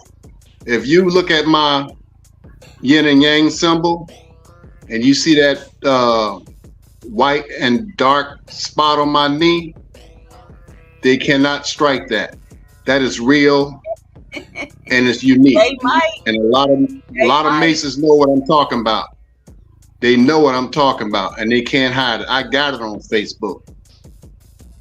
So And look, what's this showing is if you really take a look at it, it's showing you there's a brother got a dark face that looks like an Arab or Arabian. He has a turban on, and he's got a white light coming out of his mouth. Next to him is a brother with a white man with a crooked nose, like an elephant nose, going all the way down. The Masons, Eastern Stars, all of them know what I'm talking about. And so it's on your body if you know how to look for it. The hieroglyphics are on your body. Now tell them to strike that. I can shave my head and show you letters and hieroglyphics on my head. Those moles you have on your skin, they're attached. They look like, if you put them together, I got two on my leg, on my feet. It looks like a damn snake. I got one on my knee that looks like a gorilla. You hear me? You feel me? This is real talk here. I'm not playing no more. So all that swastika stuff, that is us, period. That is, I know y'all talk to Freeman L, brother Freeman L, he did the damn, the shit. You know, he did the shit.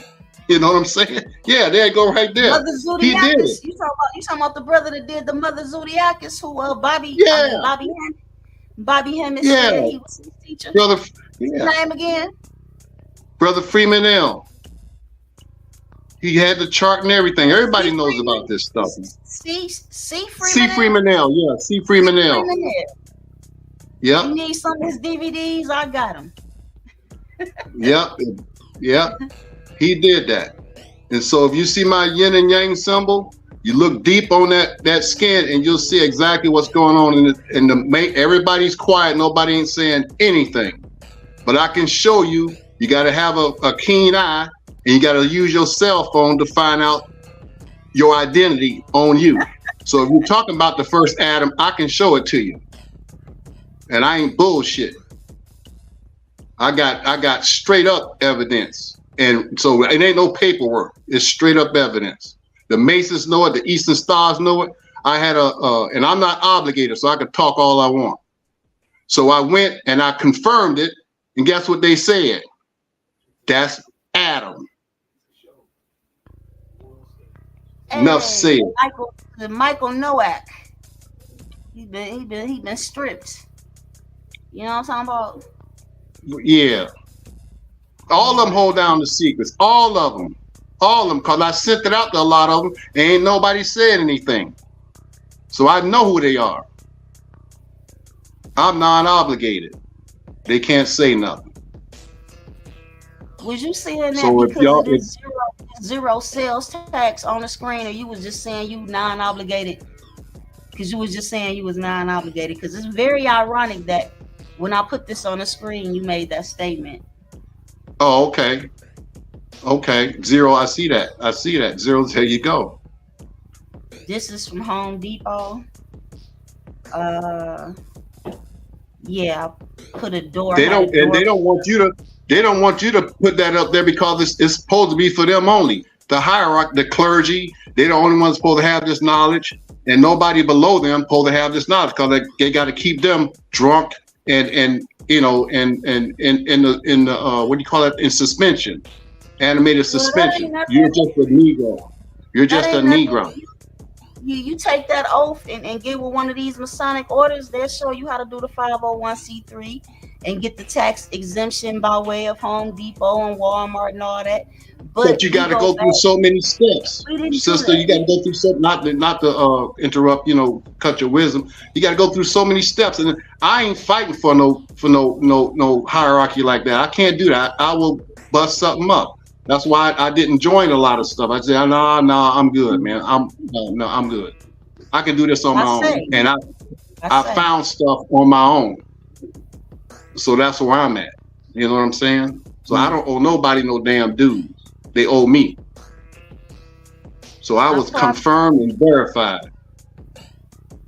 Well, we go back to when we're making our own IDs and using that UCC1 filing statement, that financial statement, the numbers on that statement to make a non-obligation tax exempt number. I remember the first time I used it, I went to not Dunham's, I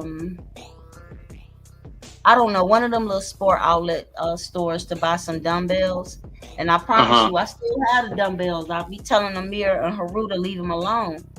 They're metal, steel, heavy 10-pound dumbbells, and they were $10. So they were $10.60 with Michigan State sales tax, and I used that shit for 60 cents. I sure did. This was to make sure that it worked. And during that time, this had to be 2005, 2006, probably 2005. They would just ask you once you made the statement that I have a sales tax exemption, they would just ask you for the number, and you give them the number, and they would just type it into the register, and it would go on through. It wasn't no checking the number and all of that kind of shit, right? And point number two is, my point was always this: when I would talk to people about not paying sales tax, my point was this: when you walk into an establishment, you're the buyer, the consumer, the purchaser. You're not selling shit, so why would you pay a sales tax? Again, you walk into the business to buy something, to make a purchase, to be a consumer. You're not a seller. So why the fuck would I pay a sales tax? It was just that simple to me. Nobody had to bring in what an adhesion contract was and what excise taxes was, and this. Nobody even had to mention any of that. My teacher, peace be upon him, Bobby Ill, made it plain and simple for you to over and understand what was really going on. So once I understood, hey, I'm not the seller. This business is trying to put their tax on me the same way the state of Michigan is putting it on them, the pressure on them, right? So that just simplified everything for me. So as things began to progress, and you can walk into Walmart, and Walmart, once you fill out the little form to say that you were tax exempt, Walmart will give you a card. So every time you will walk in, you know what I'm saying? The same thing, same way. Home Depot already has a tax exemption number for Washita, because that's what I use. But no, take that back. They have one for Yamasi Muskogee at Home Depot. You know what I'm saying? So I use Mhm. Bilal's Massey Muscovy exemption number. You see what I'm saying? When I was going to Home Mhm. Depot during that era. So I think what's happened right now is Bilal hasn't updated it. You see what I'm saying? So Mhm. you doing either way it go, you still doing commerce and trade with these people. Although I'm saying, hey, I'm indigenous, aboriginal, or autochthonous American, so I'm not paying you no fucking tax. If I have to every so many years go in and re-register this number from my so-called indigenous tribe or Indian tribe or whatever you call yourself, Native American, Washita, Shoshone, Apache, whatever it is, I have to re-register this number with their system. And on top of that, sometimes when I go in there, as you see here, I use the debit card. Sometimes when I go in there, I may use fiat currency. I'm still doing commerce and trade at their standards. It's still Mhm. not at the standards of my ancestors. I mean, if you a scholar, you can dispute what I'm saying. Because even if we start Right. talking about Phoenicians, we start talking about the Phoenicians in the trade that's still going on in the English language that repeatedly shows us that there's Phoenician and Latin elements and Arabic elements within this fucking language that we speak in now. Although it's a modern tongue, it these ways still exist. The difference is being that I'm doing these business and these commercial transactions on my land. You're not supposed to be able to tax me for it. You understand? But we have to, again, we know that we're dealing with criminal conquistadors. We're dealing with a cartel of criminals who have set up colonies or businesses or corporations known as states or nation states every fucking where. You see what I'm saying? And they're guarding it by way of military occupation, is what it's been. Right. So act Yep. like, well, it's just like sometimes I'll use a tax exemption, sometimes I won't. You see what I'm saying? Right. But Sometimes that's it's a all. hassle. So yeah, sometimes That's it's a that's hassle, and sometimes it's that's easy breezy. all. Not to cut your wisdom. That's all. What you call, if you don't use it, is under duress or reserving your rights, basically. Yeah, you acquiesce to it. Hmm. I had a 9-page thing set up, and we had did it in class, and me and some of the people went to the library. We pulled up, that exemption manual, and what I was going to show, it had a 9-page thing for the people that if they wanted to get into this stuff. It had structure of the birth certificate, proof that there is a straw man, you are free or are you a slave? What is the straw man? Video. Your straw man is an artificial person, and how the IRS traps you into liability by making you a fiduciary, a dead straw man. So I had that, but I couldn't pull it up, man. God dog it. And it would have helped a lot of people out because it was very plain and simple. And it, like when I came down from Michigan, I had uh, my financial statement, right? And I had it all set up. So I went to Secretary of State to I was transferring my plates to get down to Florida. And she asked me, did I have my financial I said, yeah. And when I handed, she was a little crabby ass European lady. And I had a copy of it, but it was in small print. She didn't want to put it on file. I was in a hurry, but I didn't want to wait because I had to catch a flight. I was pissed off. So she asked for it and I had it. I was going to hand it to her. She said, I don't have time for that. But you asked for it, God damn it. Excuse my baby talk. And I had the shit there so I could, have rights, have my car registered in there. And she didn't want to put it in there. Pissed me off like a mug, but I had to catch a flight. So I said, F it. I'll just leave without it. You know what I'm saying? So these things, if you know how to operate them, if you know how to read and write and do the things right, you can do it by using, by reserving your rights. If you know the language by heart, you don't need that. And most of the Moors that know this stuff, the people that's trying to get out of this tight squeeze, they run into trouble trying to do this stuff, but it takes years to do this. Some people it takes maybe a couple of days because they get it. They know how to do it. But some of us, it takes a while. You got to go through this stuff. It's not going to work overnight. It's a lifetime experience. It's a lifetime duty, and it takes a lot. So once you get to know the commercial codes, you can go into your other self law and use your voice. Just use your voice. Know the case law. Know the maxims, things of that nature, and know yourself. And you can beat them at anything. You just stand on your square and don't allow nothing to, as a real people, but not an artificial being with that license plate. But once they ask for your ID, they got you. You just tell them. So I be seeing a lot of brothers. I don't have one. I don't have one. And a lot of people don't have one because they tired of the crap, and they can't do nothing about it. You know, you see a lot of people getting chased by the hunter, and we the prey, and so they stop them. Where's your ID? I don't have an ID. So you just give them a fictitious name. But we get ourselves caught and trapped in that. But I see a lot of people that know how to play that game, and they get out of it a lot. You know what I'm saying? That's just on that low level right there. But there's a higher level too, and that's trying to get that gold and silver back without paying these Fed notes all the time. So you exempt yourself, or you write under duress, or you say do not contract, do not consent, authorized agent. That's all you got to do, and they have to honor that. Period. If they don't know it by heart, because some people know how to do it by heart when they stand on their square. I rest. There's a video by Rahaku. He had some Moors in court, and this brother details it down to the T. He crosses T's, dotted his I's. As soon as that magistrate got up and went in that room to hide, your boy won his case, dismissed his case right then and there.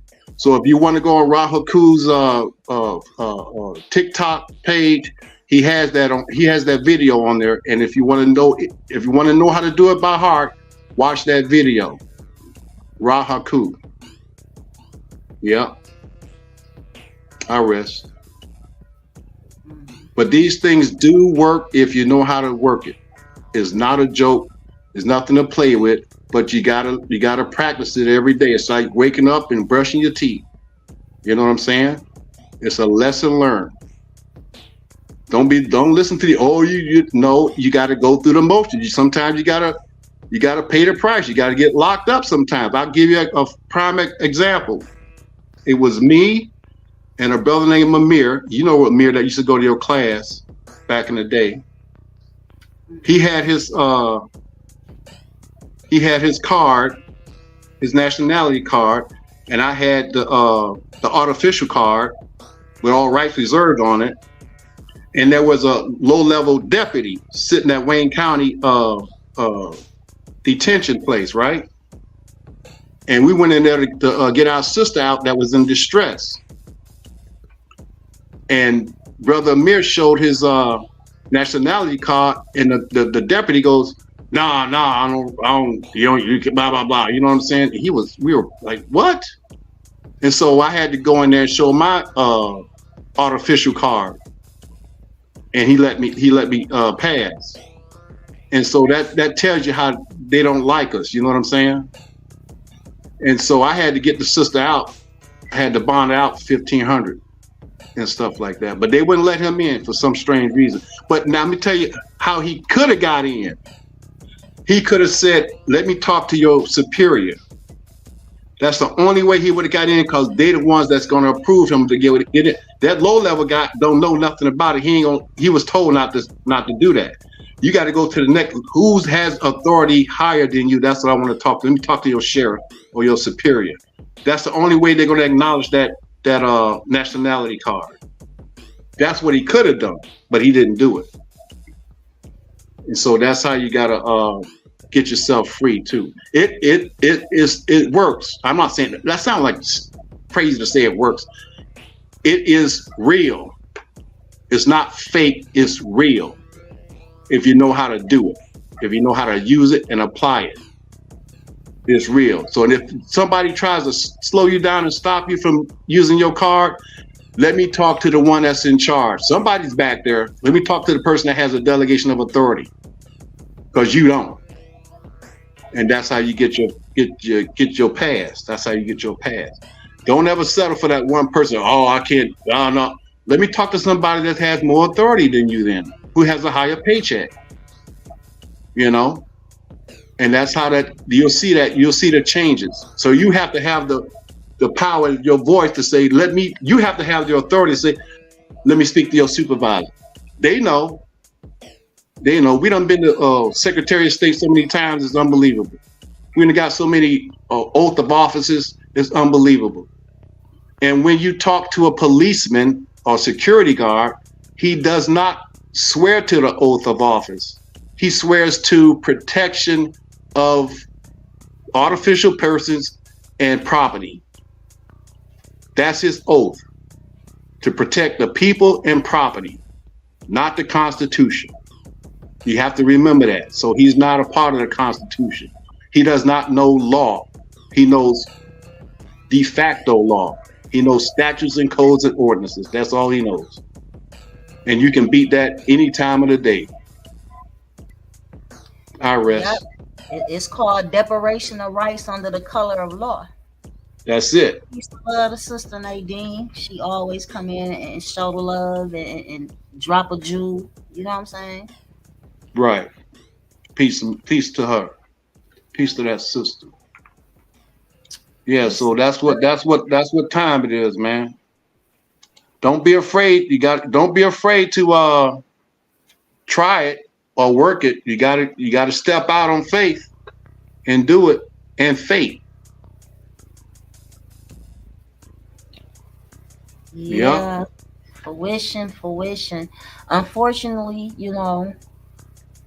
due to the systematic deprivation of rights under the color of law, we have to understand that the way that they gain these charters also equated to the gain of wealth, right? And with that being said,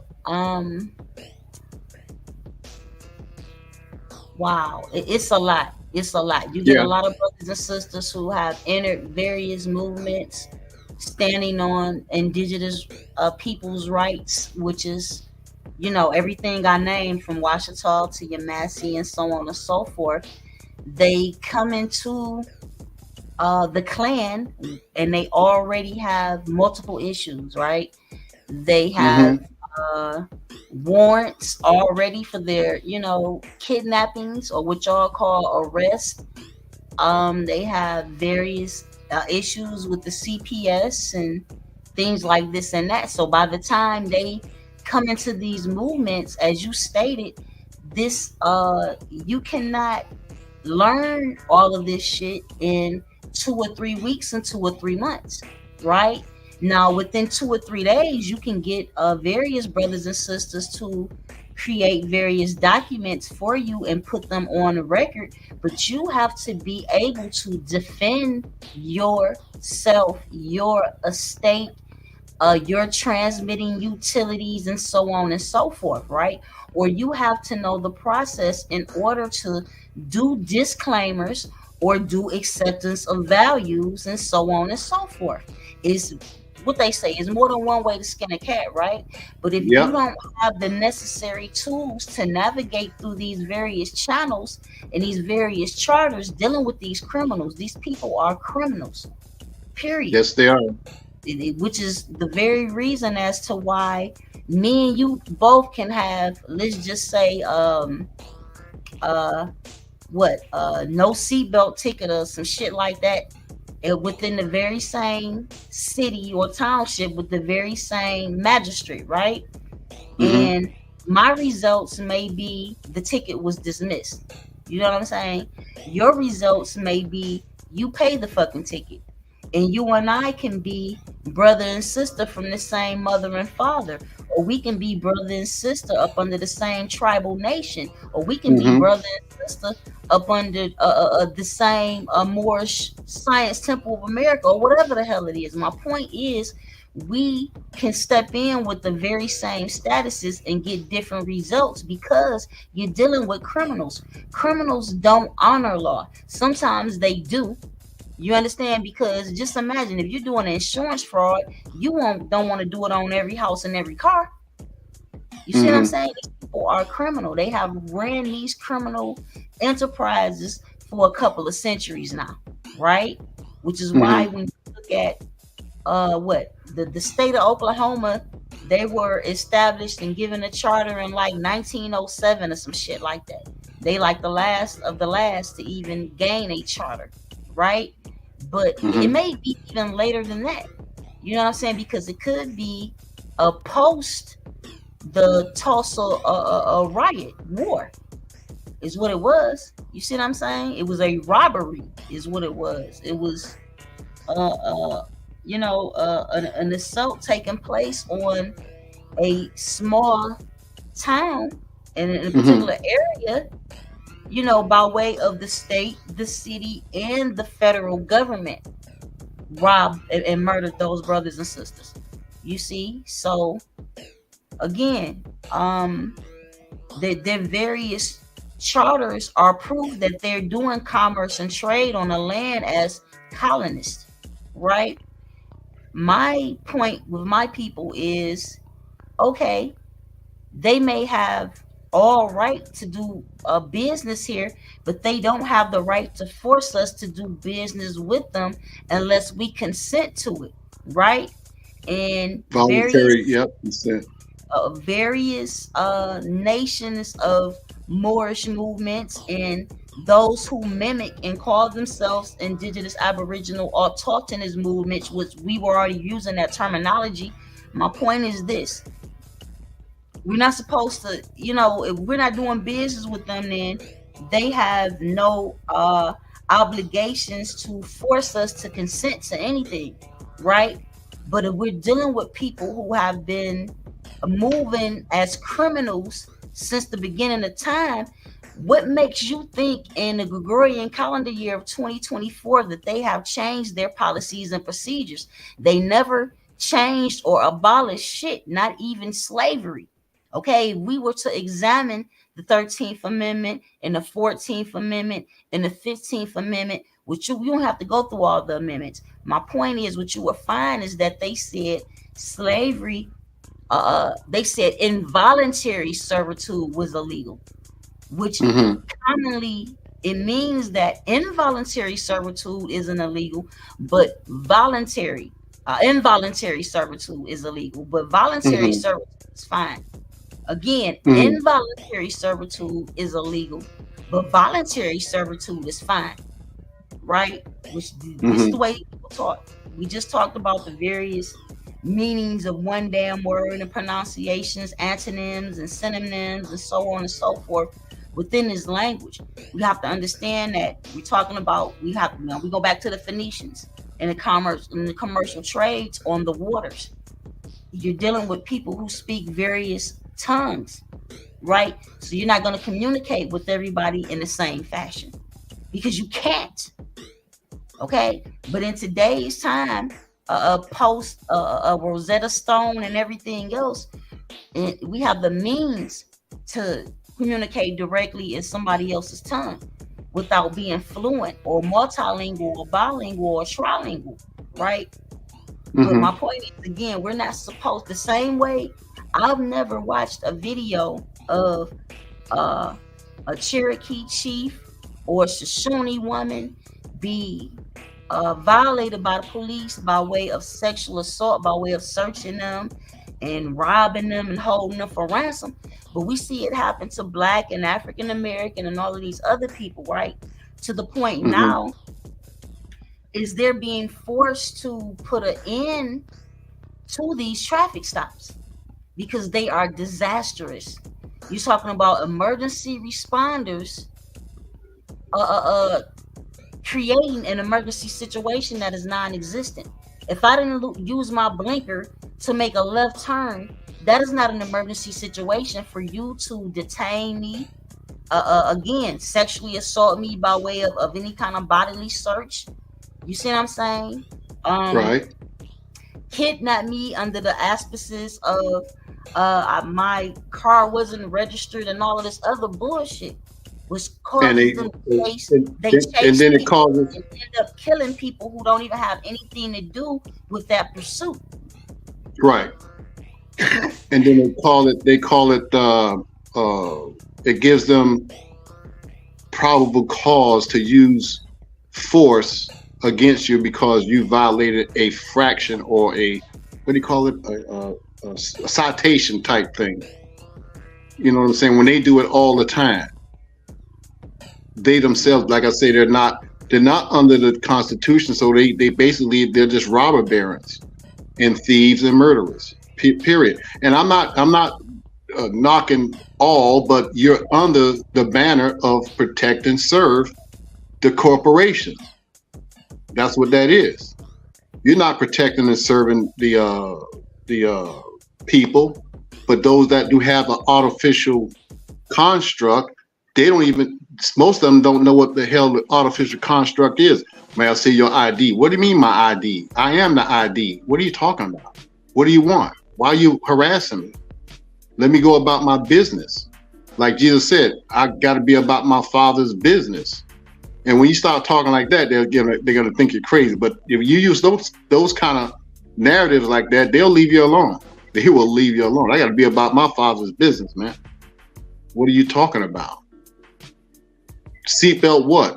That's my right. I can decide if I want to wear a seatbelt or not. And you don't need my insurance registration. You don't need none of that. What are you here for? And so when you start talking like that, they get pissed off and they think you're belittling them, which you are. But you have that authority. You have that authority.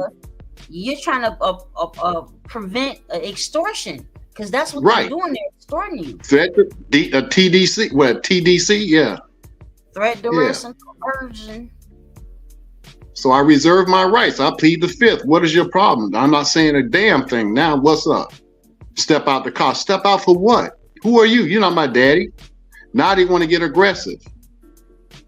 And so you got to decide, damn, do I have to go through this? And most of the time you got to go through it.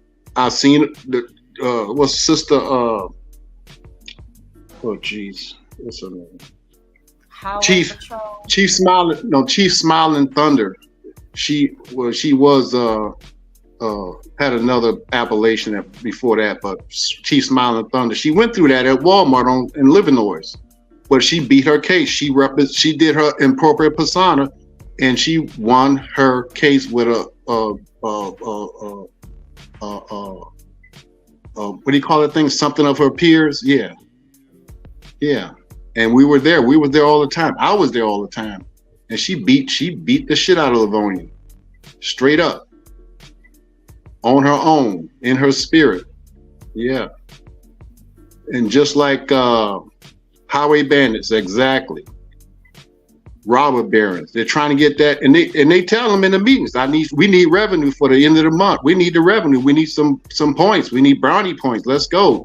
Get somebody, put on them navigation lights, the maritime lights. You know what I'm saying?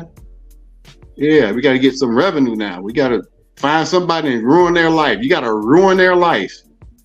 They're already in debt. You got to ruin their life. Now they got points on their license or insurance or whatever that thing is.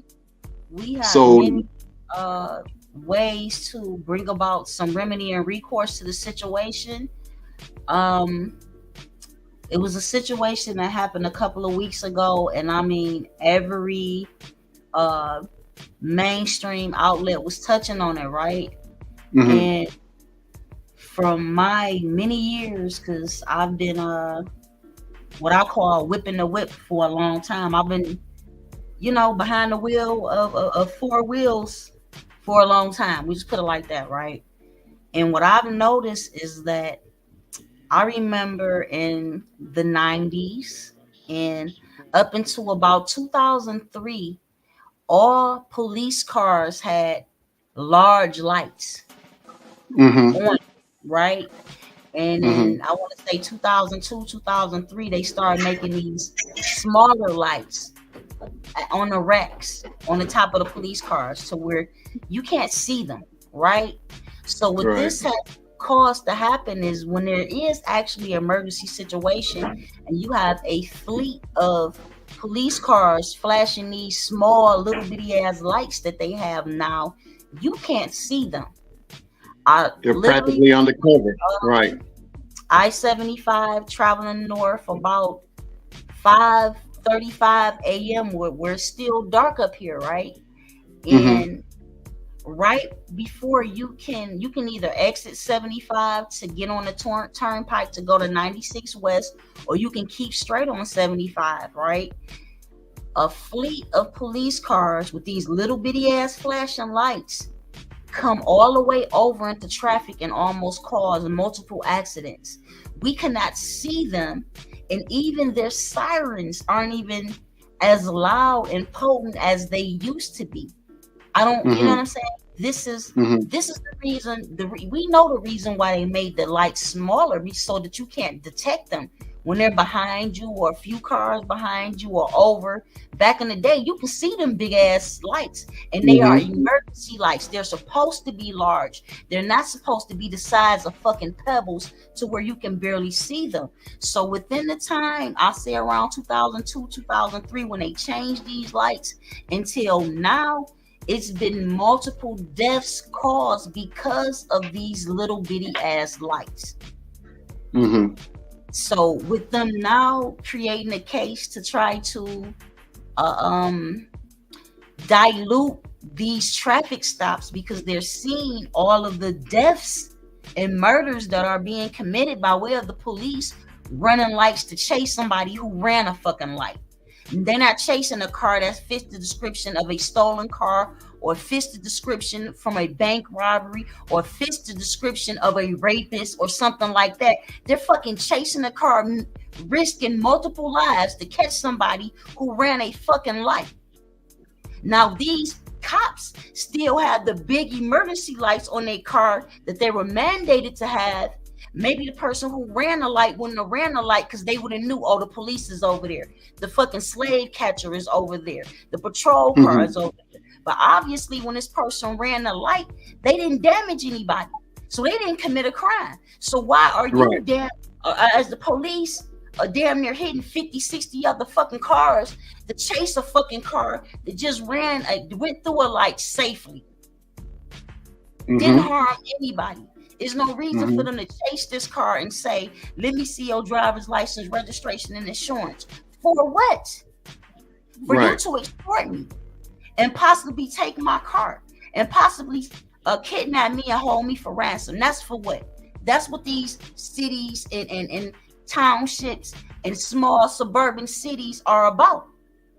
That's how they became as wealthy as they are, from this slave patrol shit. These what do you call them? What's the shit I keep messing up? The order of the police, the fraternal order of police. Yeah, fraternal order of police. Yeah, I call them security guards. Well, they the Christian black code enforcing, doctrine of discovery enforcing. They still doing the same shit. They never abolished any of this shit. They never abolished the Christian black codes of 1724. Show it to me. What your dumb ass is gonna try to show me is the 13th or 14th Amendment, which is irrelevant. They never abolished Jim Crow or the vagrancy laws. You understand what they did is they created more policies and codes, you know what I'm saying, to be able to better enforce that, to make them more wealthy. And that's why when we first came on, that's the brothers who are in a group together, riding their conveyances. That's power to me, and I love it. I just love it. I love it. I mean, I love the idea of them banding together, and they don't bother them per se, but on certain, like Martin Luther King holiday down here, that's when they get together and they do I mean, it's really huge back then, but they kind of like tamed it down a little bit. But in other, I mean, I've heard that they even, if you go on this website called Endeavor, there's a brother, not a brother, a guy does documentaries, and he did one about Miami. And if you go on there, you'll see the brothers that did it. I didn't know that brother was a friend of mine back in the day when we lived in Lincoln Fields. His son is the one that brought that idea up, and everybody goes to his place and they get together, and they come from all over different states to come down here to get on the ride.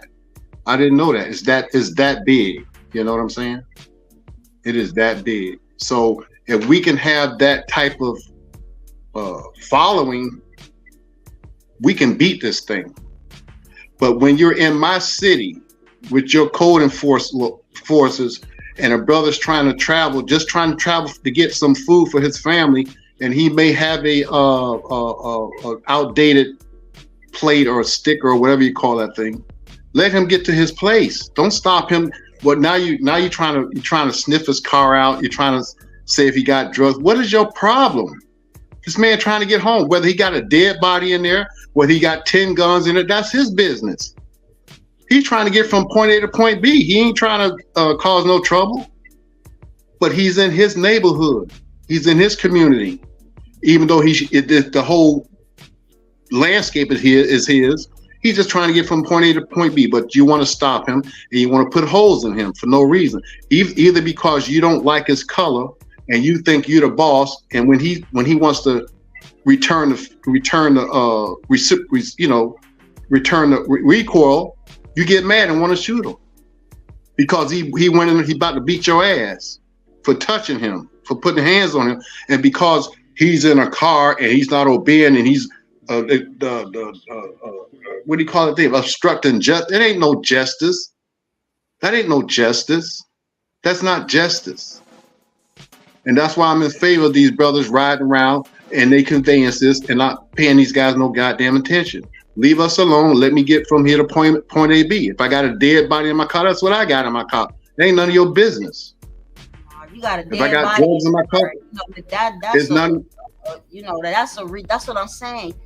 90% of the time, they don't have any probable cause, which is why when we go back prior to them creating a so-called safety belt, or what y'all call seat belt mandate, what they would do is they would pull you over and they would either take their flashlight and bust out your tail light, or take their flashlight and bust out your headlight in order to say they had a reason to pull you over. Not only they don't have to do any of that. They can simply say they didn't see your seatbelt, or you didn't, to their observation, there was no seatbelt on. And with that, they can carry on. But that's a weak standing, a very weak standing. You know what I'm saying? Again, if your car and as well as yourself fit the description of a bank robbery, a murder, or some shit like that, then at that point, you know what I'm saying, as emergency responders, that's when they're supposed to do what they do, right?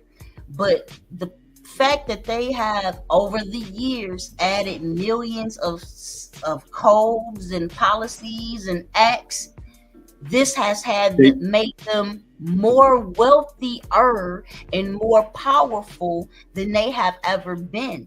This is why on an annual basis, they create another 100,000 of these policies, acts, and codes, what you call laws, every fucking year, right? Drawn up by the Esquires. The same way any company or corporate entity would do in order to gain more fucking wealth. This is what they do. They are corporate entities. They are colonists. They have not changed that. You can call them corporate entities. You can call them nation states. Cities is a good word as a description that they use. You see what I'm saying? When you go back and you look at that, you mention the Catholics and the Romans, and yes, municipalities, which is why, peace be upon him again, Bobby Eel, when he talked to us about the Christian black codes and Jim Crow, He say Jim Crow never left. What Jim Crow became is city ordinance. City ordinance ordained by whom? You see, You know why? the, It's not going to the change because it's Masonic. That's why. And they doctrine of stand on it. discovery ring any bells? Yep. That's it. That's it. And they stand on they Masonic codes by and we those other Masonics on the other side, they allow it to happen. And if you're not in the clique, if you're not in the clique, ain't paying your dues, you're not recognized. So if you don't do the signs and all that stuff and blah blah blah and symbols, you don't get no pass. You don't get a pass. But hey, I'm not it is what it interested is. in I'm not interested in any interactions with people who do not honor law. You see, and They honor signs and symbols. They honor signs and symbols. I want the people to know that it's a reason that they get really, really upset with us. When you talk about these signs and symbols and these Scottish Rite and I'm talking about what's the name of the black one, the Prince Hall and all of this and all of that.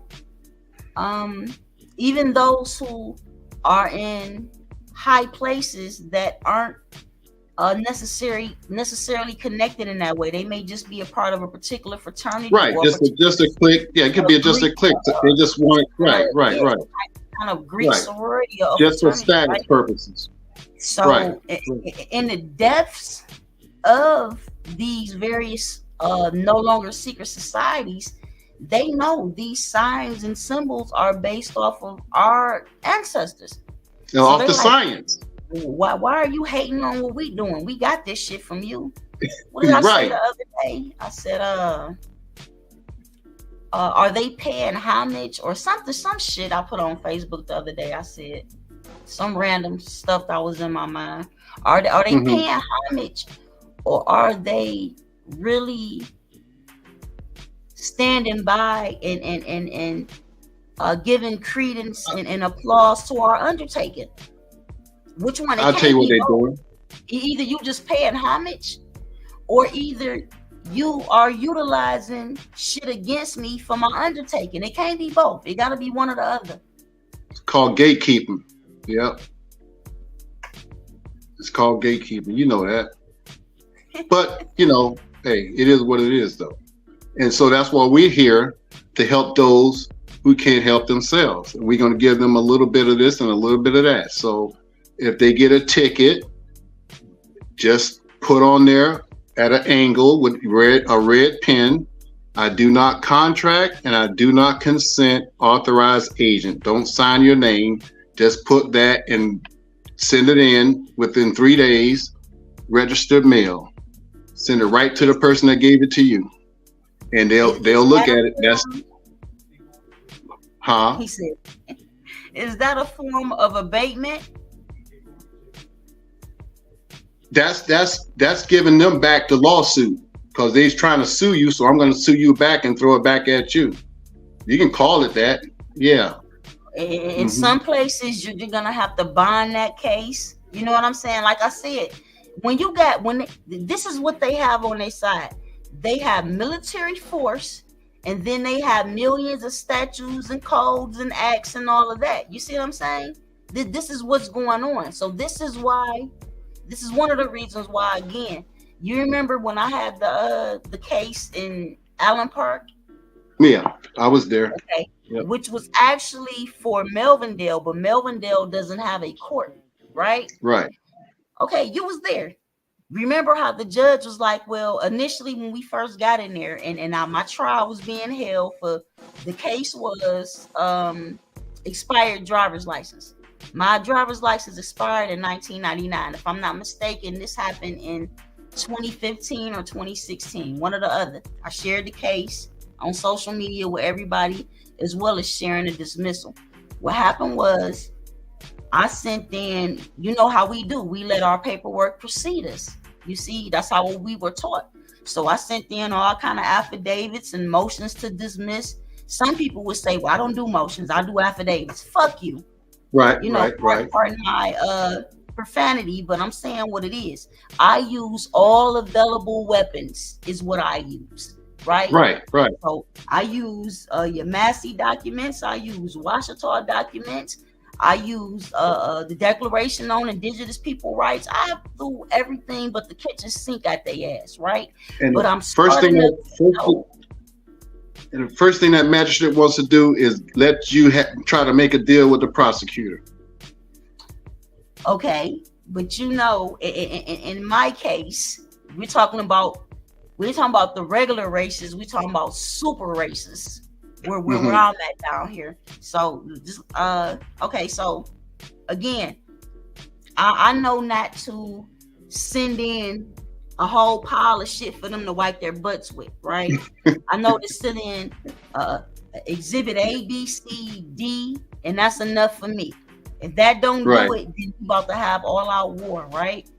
So when the trial starts, the judge, and I say what I say, he say, I don't have a file.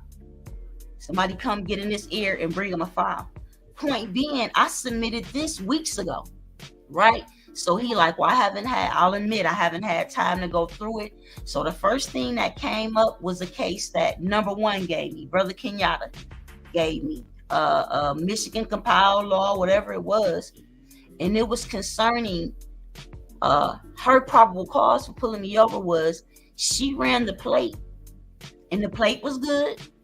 Everything was good, but the owner of the car driver's license was expired in 1999. So this was her excuse to pull the car. So that's the first thing that the judge looked at while we in the fucking trial. He's supposed to know everything that I submitted and put on record prior to, but he was ignorant, right? And he admitted to it, right? What do we call that? Admission of guilt, motherfucker, is what he said into the mic. Exactly what I said verbatim, right? So he's like, okay, he's calling me Miss Royal. Miss Royal, once upon a time in Michigan, the police could not pull you over just by running your plate. But they changed that.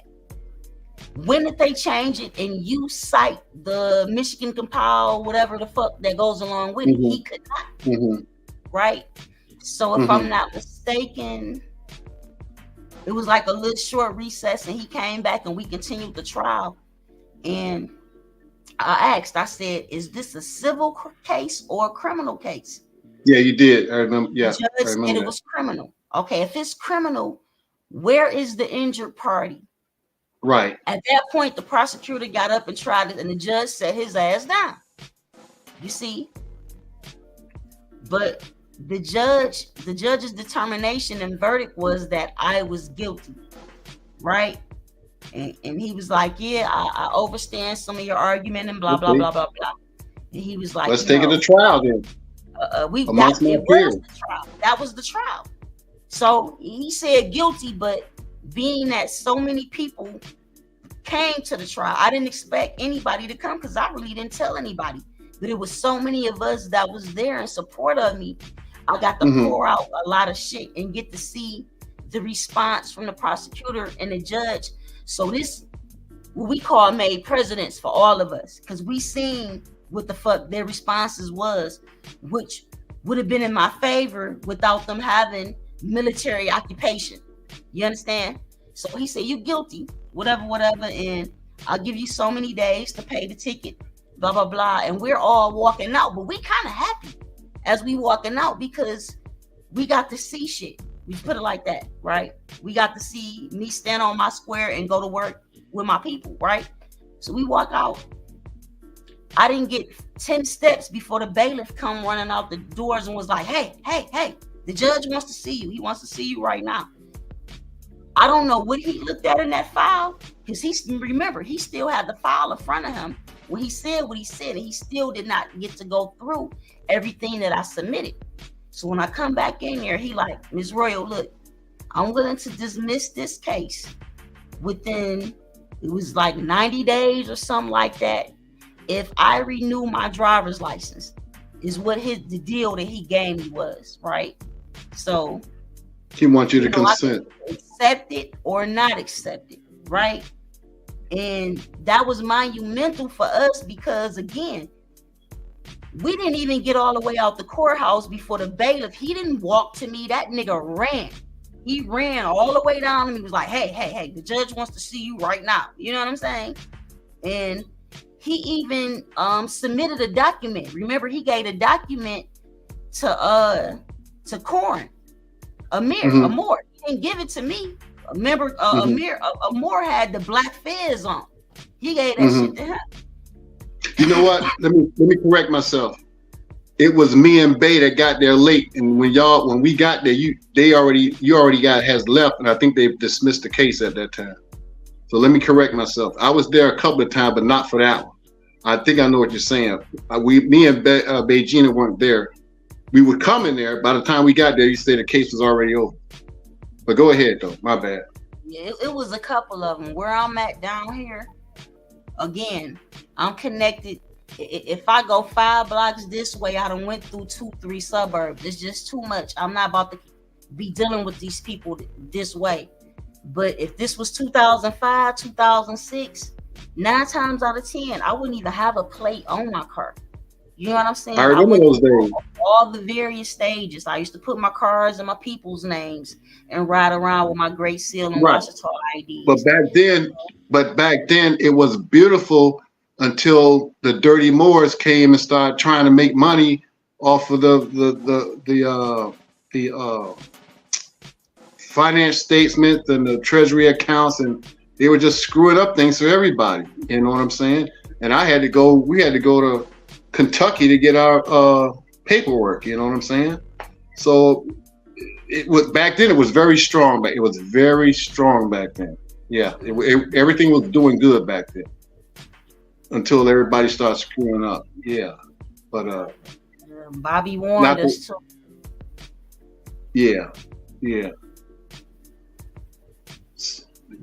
I was sitting with Bobby one day in front of the dojo, and it was a little bit before he would start class, like 5 something. You know, he would start class at 6 during the weekdays, and you know, we're just sitting there, we talking or whatever, and a car and about 5 police cars pulled up right in front of the dojo. And it was a brother, and he had 3 small children with him in the car. One was in the car seat. One may have been in two. Wait, one was in the car seat. One was a little bit bigger and was in a seatbelt. And the other one was in the front seat with the seatbelt on in front of him. And the police jumped out on him with guns. And all he was yelling was, I'm sorry. Bobby hopped up so fast, I think his chair fell because he was sitting backwards in the chair. It was like he pushed the chair out the way to stand up. You see, and we didn't know this brother. Bobby didn't know this brother. I didn't know this brother. And whoever else was standing outside the dojo that summer day, none of us knew this brother. You see what I'm saying? But all the police, you see what I'm saying? We was getting to know them and they badge numbers and everything. And the police, they just opened his car door and he was just screaming, I'm sorry. And they know the dojo. The police know the dojo, period. These are the Schaefer Grand River, whatever precinct right there that was chasing him. And they slammed this car door and he took off. He was gone. But all the police are backing up and they looking at us. Mind you, this brother, though, we don't even know this brother. You know what I'm saying? So when you say what you're saying about we had a strong following and many people was riding around with Washita plates and Yamasi plates and Great Seal plates and UCC 1 Sovereign fucking plates and things like that, a lot of people up here in Michigan was doing that. But being that we're, again, in the Gregorian year of 2024, there are certain things I could not voice back then that I can voice now. And I can let the people know. 2 words. Timothy McVeigh. These are 2 words that for years I would never fucking say on social media, but I'ma say it now. When you trace what he did with that bombing and the people that he was dealing with here in Michigan who were referring to themselves as sovereign citizens, they began to treat us all as so-called paper terrorists. Okay. When our movements had nothing to do with their movements. Well, Right. various people who hate on Moorish movements will say, well, when I look at some of their paperwork, some of they shit say the same shit that yours say. It's not the point. If you look at it, many people talk about the 14th or 15th Amendment and deprivation of rights under the color of law and statute code, Title 42, 28, Title 28, and all of that shit. We didn't write that shit, but yes, we use it the same way that they use it or anybody else. We use it against them being goddamn extorted. That doesn't make us any kinship. Right. Millions of people have used fucking Title 88. So how do you link these motherfuckers to us? But this is what they were doing, right? And that shit trickled down into a lot of harassment that we began to receive. You got to think that name that I named, those various neo-Nazi groups and all of that shit that they were a part of, these people begin to mimic and damn near worship, peace be upon her, Empress Verdiasti of the Washington. Why? It's because of the success that she had standing on that shit that they was trying to use for fucking decades. Okay. Your judges, your alphabet gangs, your state legislators, and so on and so forth, began to group us all together.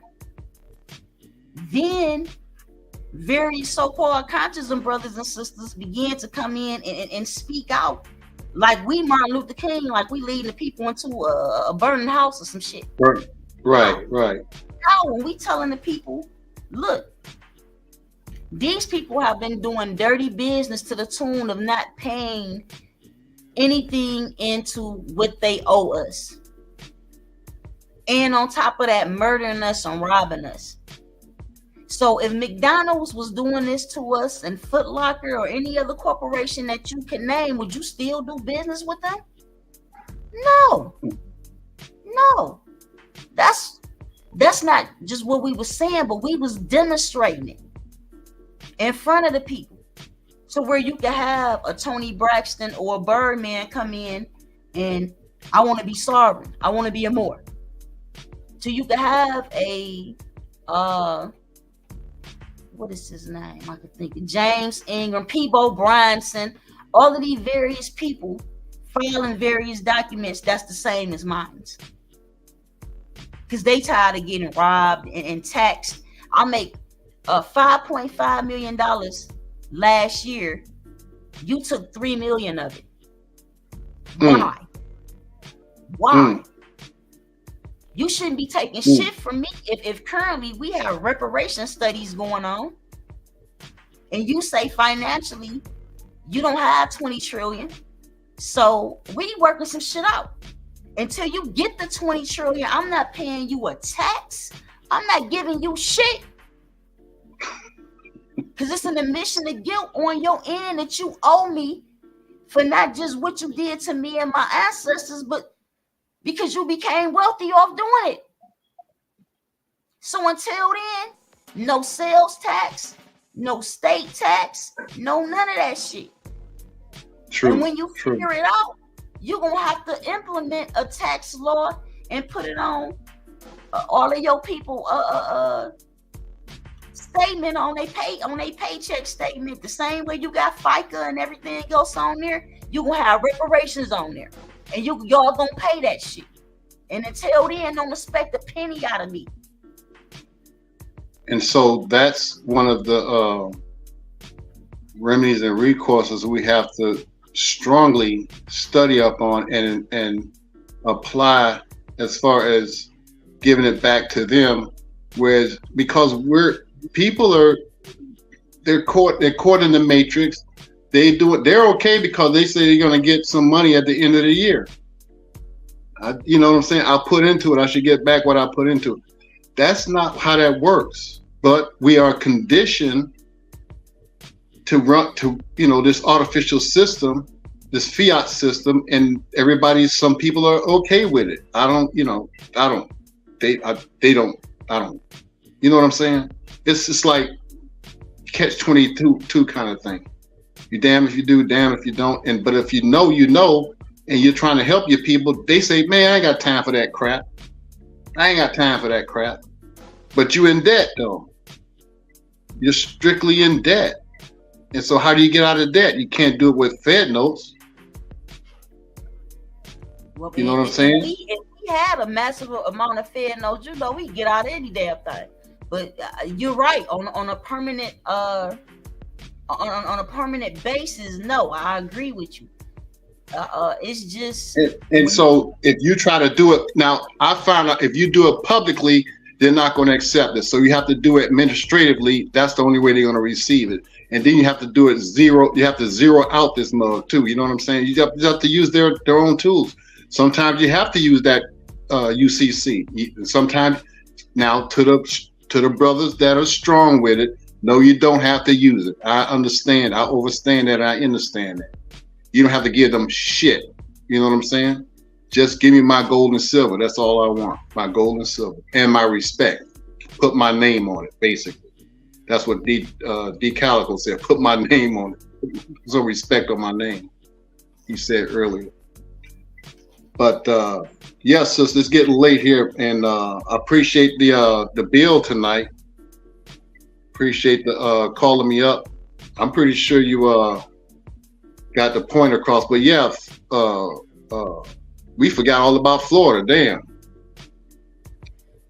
Yeah, we spoke on it. It's I know it needs a part 2 for sure, because I know it's some things, some artifacts and some monuments that we didn't bring to light. If I could get my laptop hooked up, like I don't think I ever used I did use my laptop one time with you before, but it's a whole different thing now. So we're gonna have to work on that before we hook up again. And that's what's going on right now, that debt.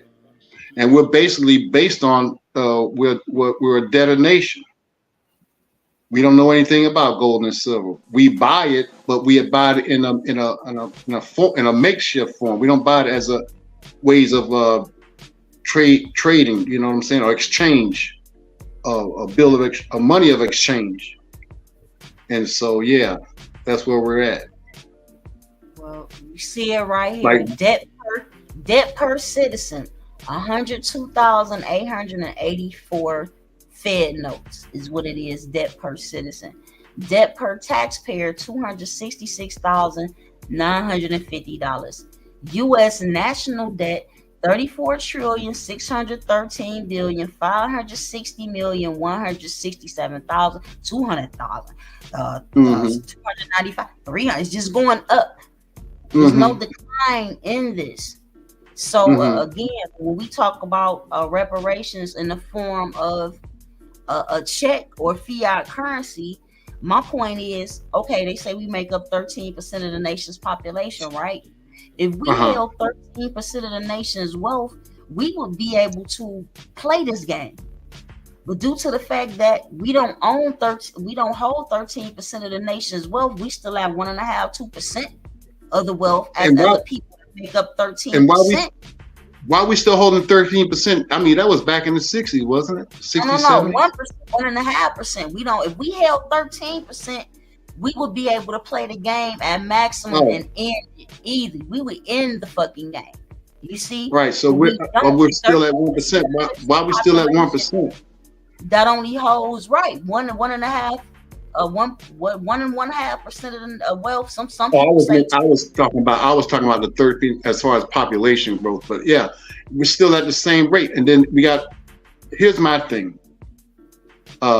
Clinton, didn't he balance all this shit back in the day when he was president? Hell no. I think he did something. He fixed the deficit or something he did.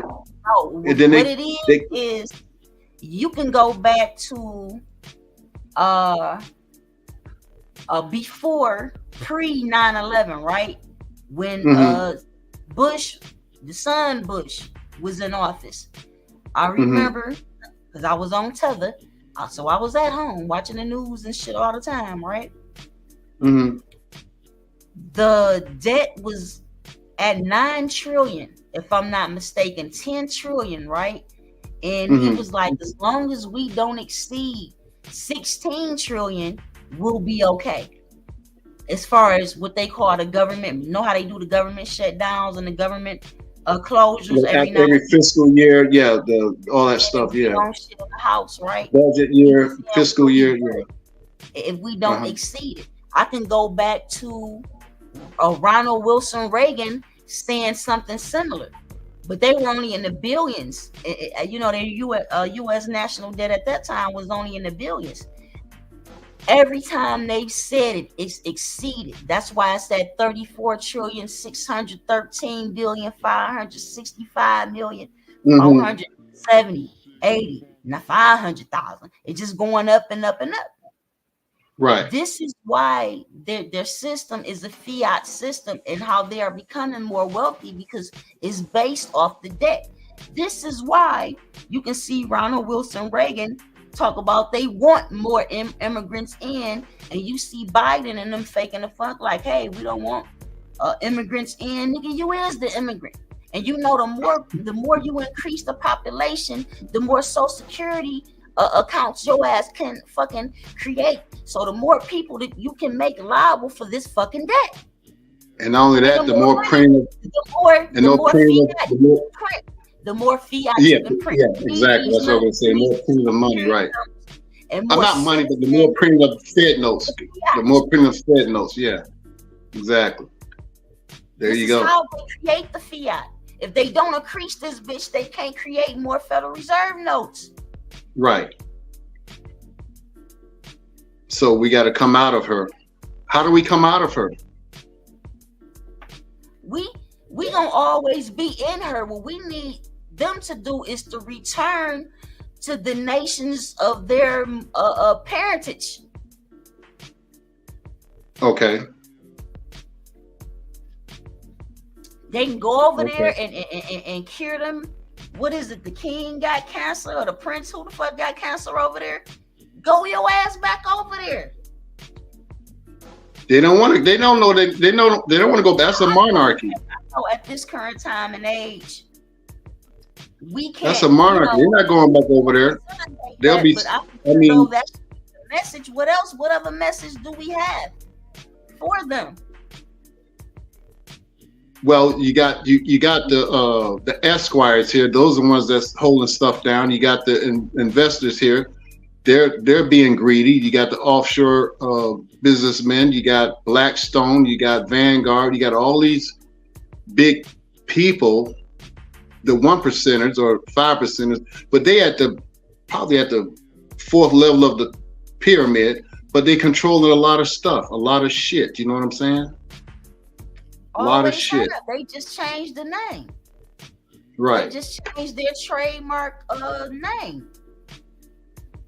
These people. And now the guy Blackstone, Larry Fink, and Virginia, East India Company, Klaus Schwab, they want to implement their own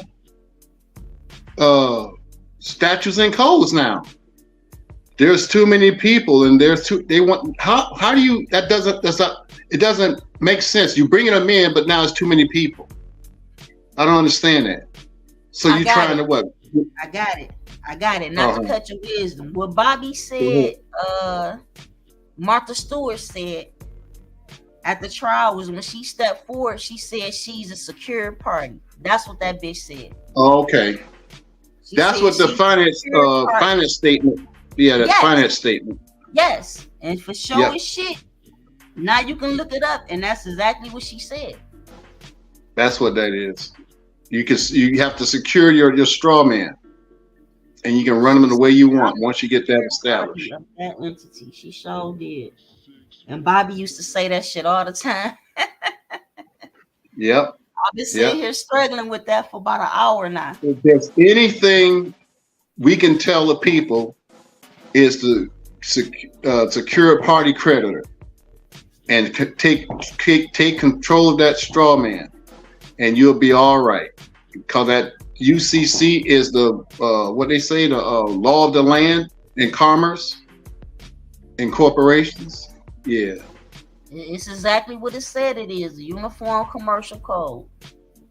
yeah. And according to their laws, all crimes are commercial, which is All why crimes are at the commercial. beginning of these movements, you've seen brothers and sisters going in that court, accepting the value of whatever the charges were, and being able to balance the books in that way, and have their cases handled in a private capacity.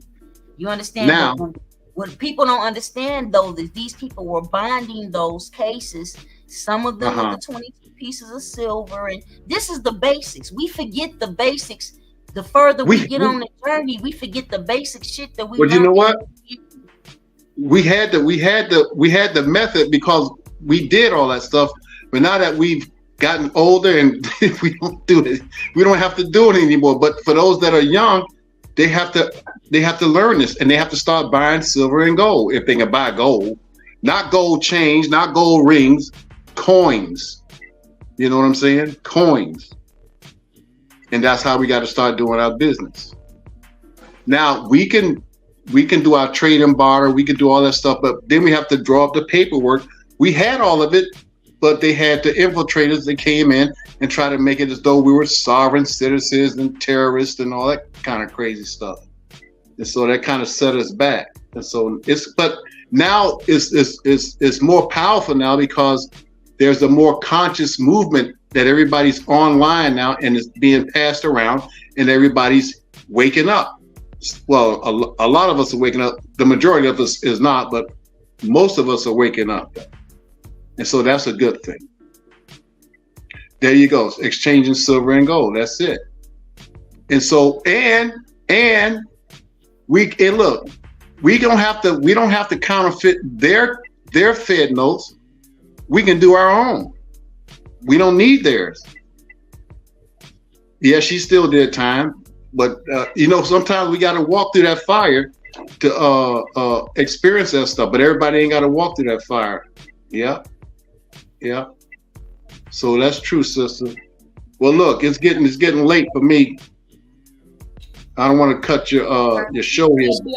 And you get your wisdom rest, and we'll do this again soon. Let's do it soon then. And I make sure you get with me so I can learn how to download this Streamline on my laptop so I can transfer some knowledge. All right, we'll do a test run and make sure, we'll do a live test run, but we'll make it private and make sure everything is up to par.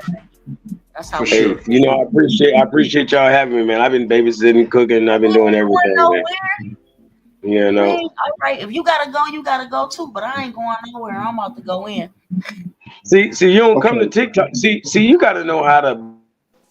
Hey, you know what? Calico bounce around. They want to see you everywhere. Hey, brother, D Calico, same thing with me. I don't want to go on TikTok, but they say come on TikTok. What the hell? Man, you got to come on, man. Like, ain't no wisdom, it's not enough wisdom over there. They need you. Okay. You know what I mean? Okay. For sure. All right. Thank you, sir. Common sense ain't common. Yep, that's true. You feel me? We got to raise the bar, man. We got to raise the bar. Everywhere. That's why he had to change his name to Common. They don't even call him Common Sense no more. That was his whole name as an MC when he first hit the scene. Now they just call that boy Common. His name's Common. Because I think he sold out too. Yeah, all that kilt wearing and shit. Like, that's a dress. We don't give a damn. We don't. You gotta fight him and all the Masons, because I just seen one of my people the other day with that, Yeah, Sabir get mad when we talk about his own boy. But nobody don't approve of no kilt. We don't approve of no kilt, no skirt, none of that. What's his name? What's his name? Haseen Bey. Yeah. What's his name? Yeah, y'all LeBron seen. James. Y'all Yasin seen that? LeBron James. Yeah, A- Snoop AKA Dogg and LeBron. Snoop Dogg and they LeBron all had on the tutu. They had the leotard They on. all went I on know it. Snoop shit wasn't real. I don't think Snoop shit was real though. I swear, I would. No, you can look up the article that he was doing that because his daughter's a ballerina now. He did that to make her comfortable. It was a photo shoot with his daughter, is what he's saying. But regardless, I know that's I the don't. one for LeBron, but I couldn't find that on Snoop. I looked and looked and looked. As far as I found that, I might put it on Facebook for you. I might put it on Facebook for you. Okay. It might, matter of fact, I did a video on TikTok and I downloaded it on my YouTube. I'm gonna snatch it and show you. I ain't surprised. You know what I'm saying? Like we people. Look, how you think they get out of jail? Up, we is fucked up. Like for real Like, talk, no. I'm about to make a whole bunch of people mad, and I don't care. What's his name? The pimp Money Mike? That ain't his name. Bishop Don Juan. Bishop Don Juan. Do you? You know what I'm saying? Like, if I was cool with Reverend Jim Jones, the Kool-Aid man, y'all would ban the fuck out of me. Hey, TDJ, everything all good. This a man who used to beat the hell out of women, drug women, and put them on the corner, and underage girls. But if Snoop hang out with that nigga, he all good. But again, if I'm hanging out with Jim Jones, the Kool-Aid man, y'all will fucking bash me from here to there. Yeah, they will shun you and bash you. So we gotta, like they say, we gotta separate the wheat from the tares, man, the good and the bad. That's all. No good, matter but who I it ain't is. so I ain't with that Jesus forgives shit. You know, you gonna forgive somebody for being a pedo, extorting their own people and all of that. I'm not with none of that. Nah. Say this, little man.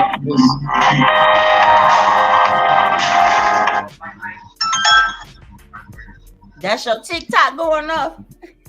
No, I'm over here messing. I'm messing with Facebook. I'm trying to get back in the world of Facebook. You know, I still got my business page, luckily.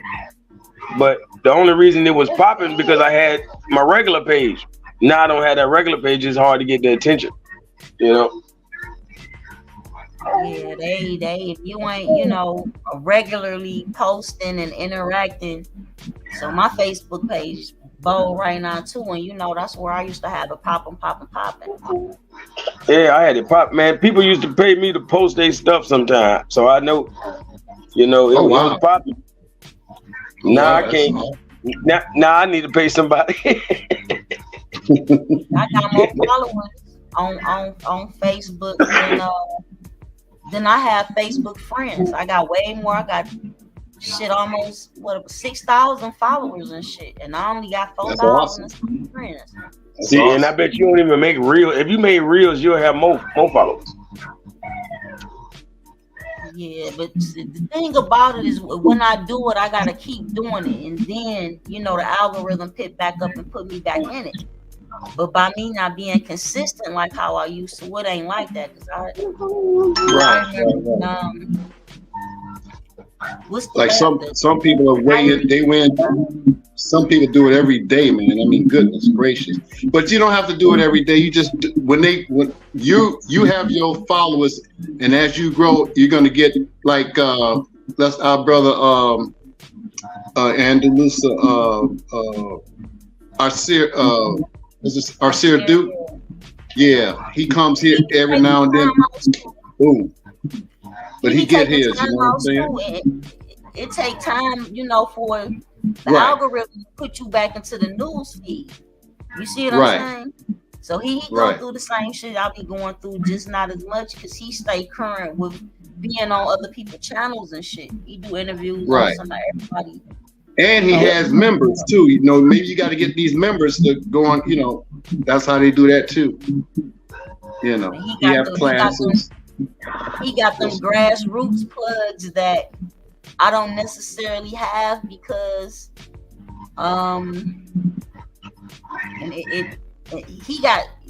we got some similarities, right?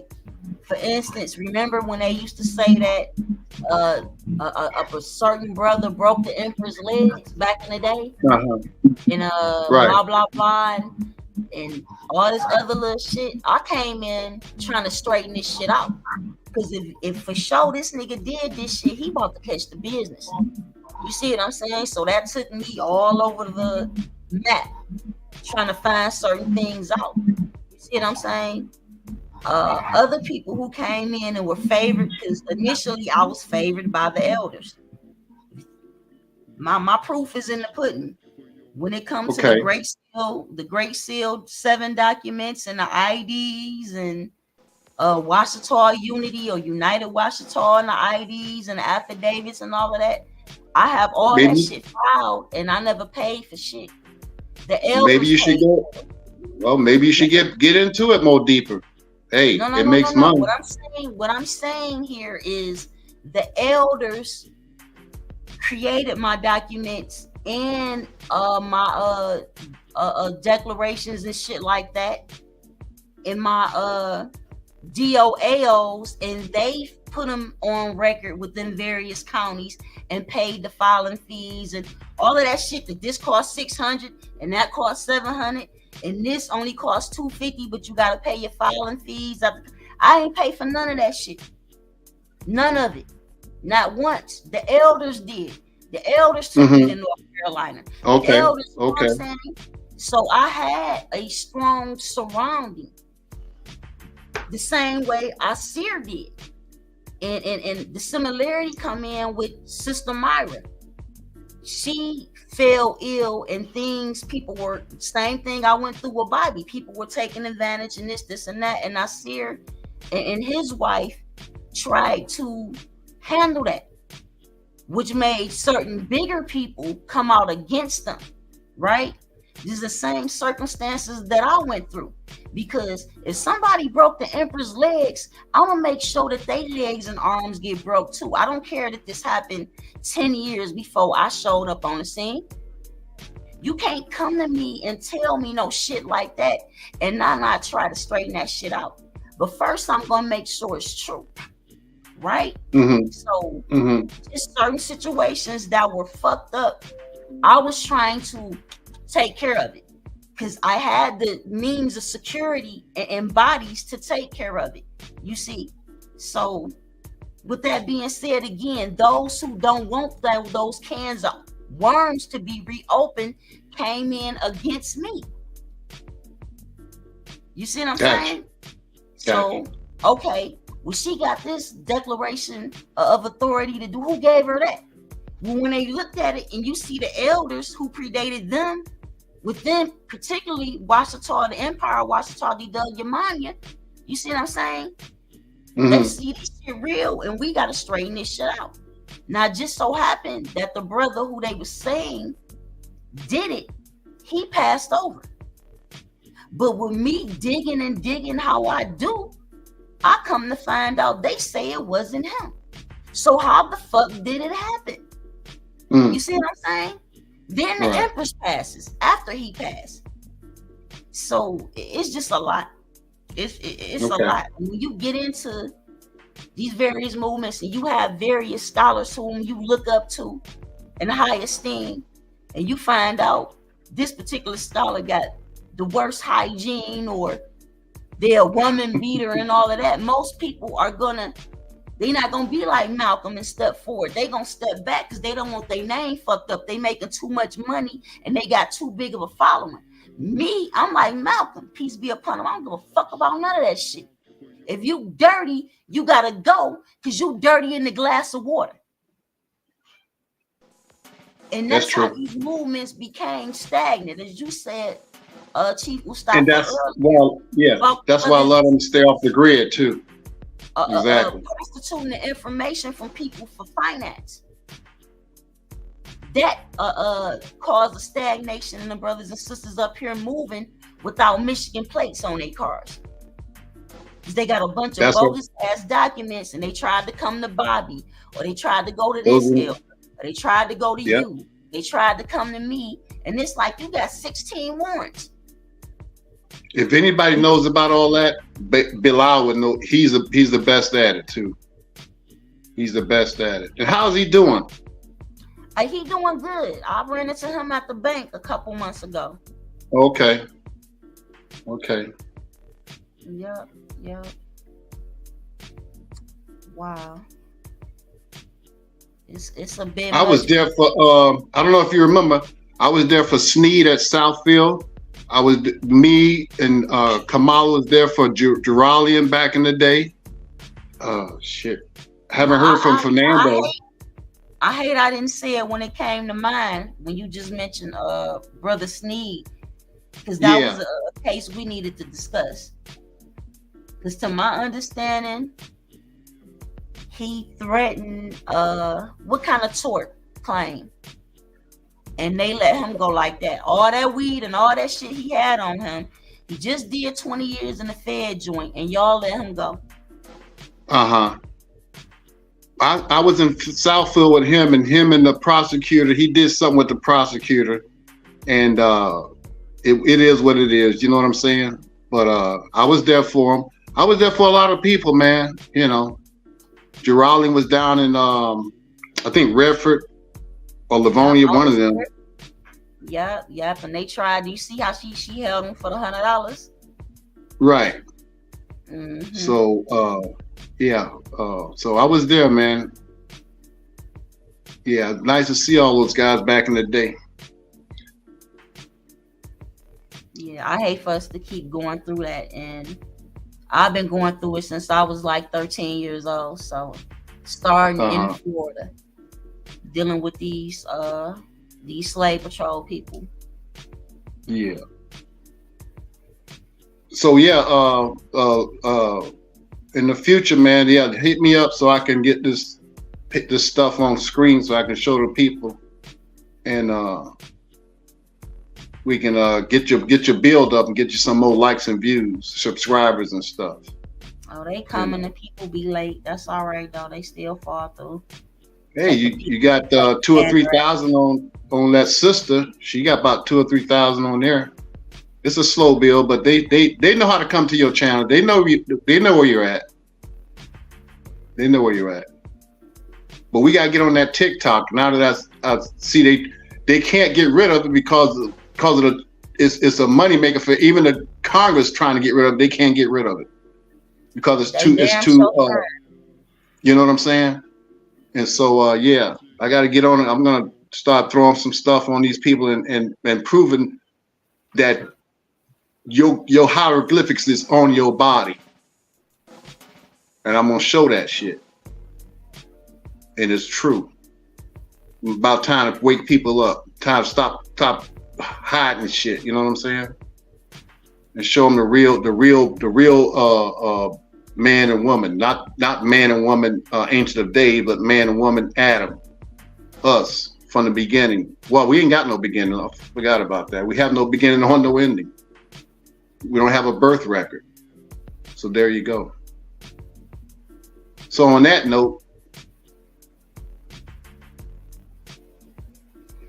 All right. We ain't gonna hold you. You know we gonna do it again. All right, sister. Do it again so you can pull some stuff up. All right, family. Nice seeing y'all again. Peace. Peace. Peace, brother.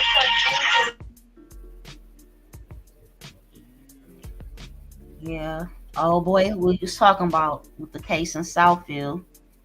Again, he had a couple pounds of trees on him. You know what I'm saying? He just got out the Fed joint doing 12 years. And within those 12 years when he was locked up, he was studying everything. You got to think now certain books are banned to our brothers and sisters who are incarcerated. They can't receive some of the literature that they were able to get back then.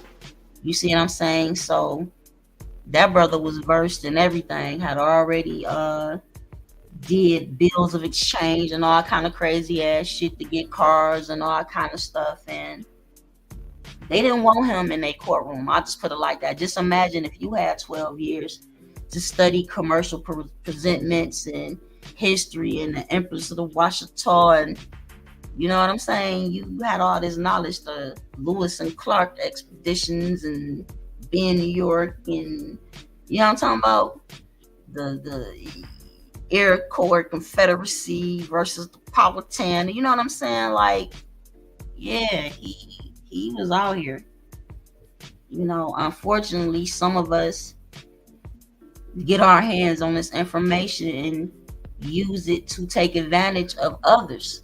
But that's because that's who you always was. Just because somebody become knowledgeable, again, like I always say, just because a scholar is knowledgeable does not make them righteous. You know what I'm talking about? And I know me and my brother Calico, we had some words about that some years ago, but I still stand on it. And I don't have a problem with anybody being anti that statement. It is what it is. That's just what resonate with me because of my experience and what I've been through. Like I've said, what they say, never meet your idol. Like, I've met some extraordinary people who are the worst motherfuckers in real life. You see what I'm saying? So with that being said, it's not that I hold an abundance of doubt towards multiple individuals, you know, just for no reason. No, you know what I'm saying? Like, for me, for somebody to have bad hygiene is a lack of care of fucking self. You know what I mean? And if you have a lack of care for self in that type of manner, I don't want to fuck with you. Hey, sis, what is cleanliness next to? Well, I was getting to that. No. So we're gonna fix it for him. What is filthiness next to? Devilishness. It got to be devilishness. You know, if cleanliness is next to godliness, then they next to filthiness. You know, that's just it. Yeah, sad. But I know some.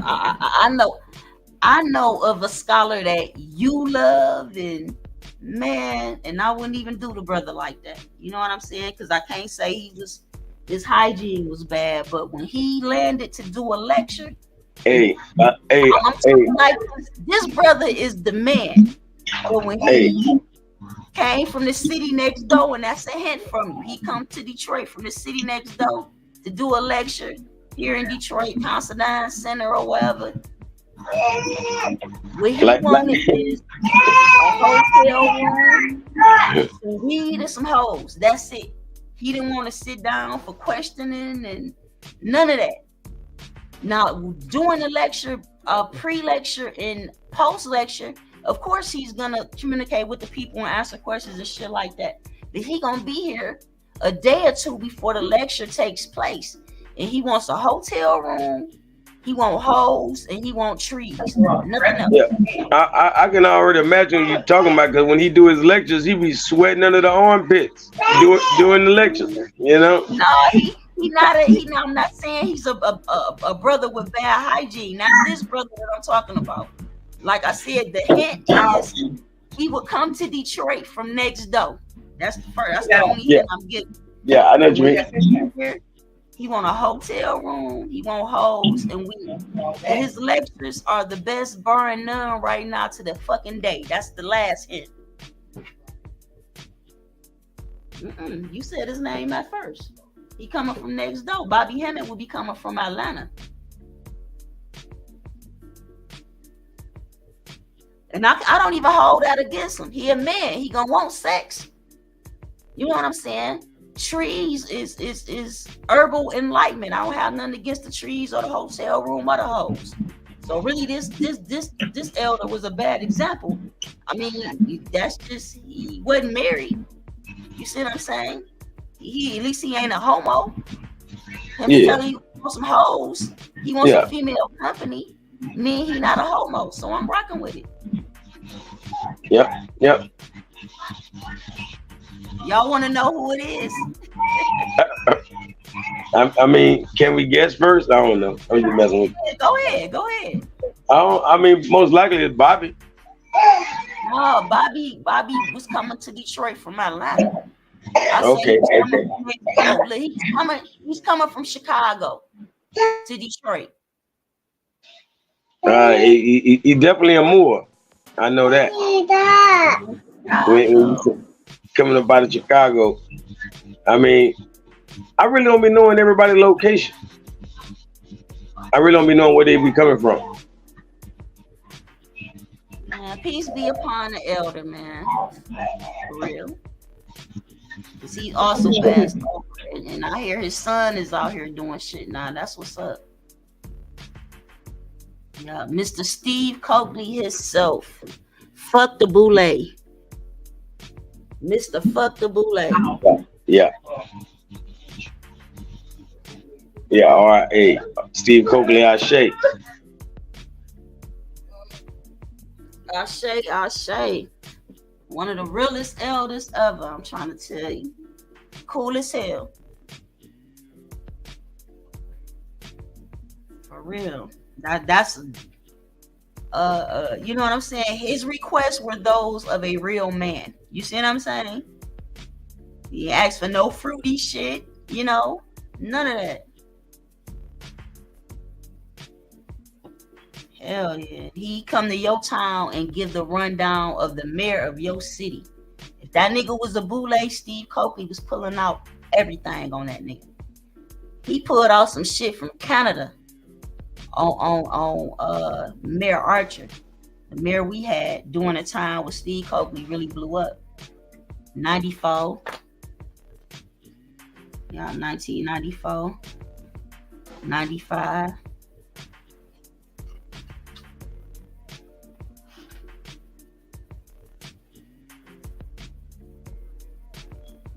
He invented the term the Constitution.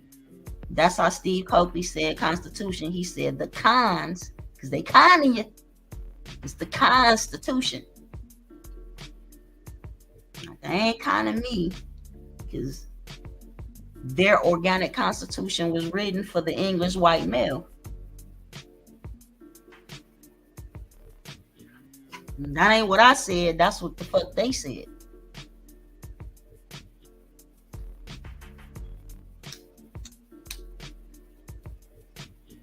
That's what they said. I don't want no parts. I ain't about to keep y'all for no long ass time. Steve Coakley, peace, God. T. You don't know about Steve Coakley?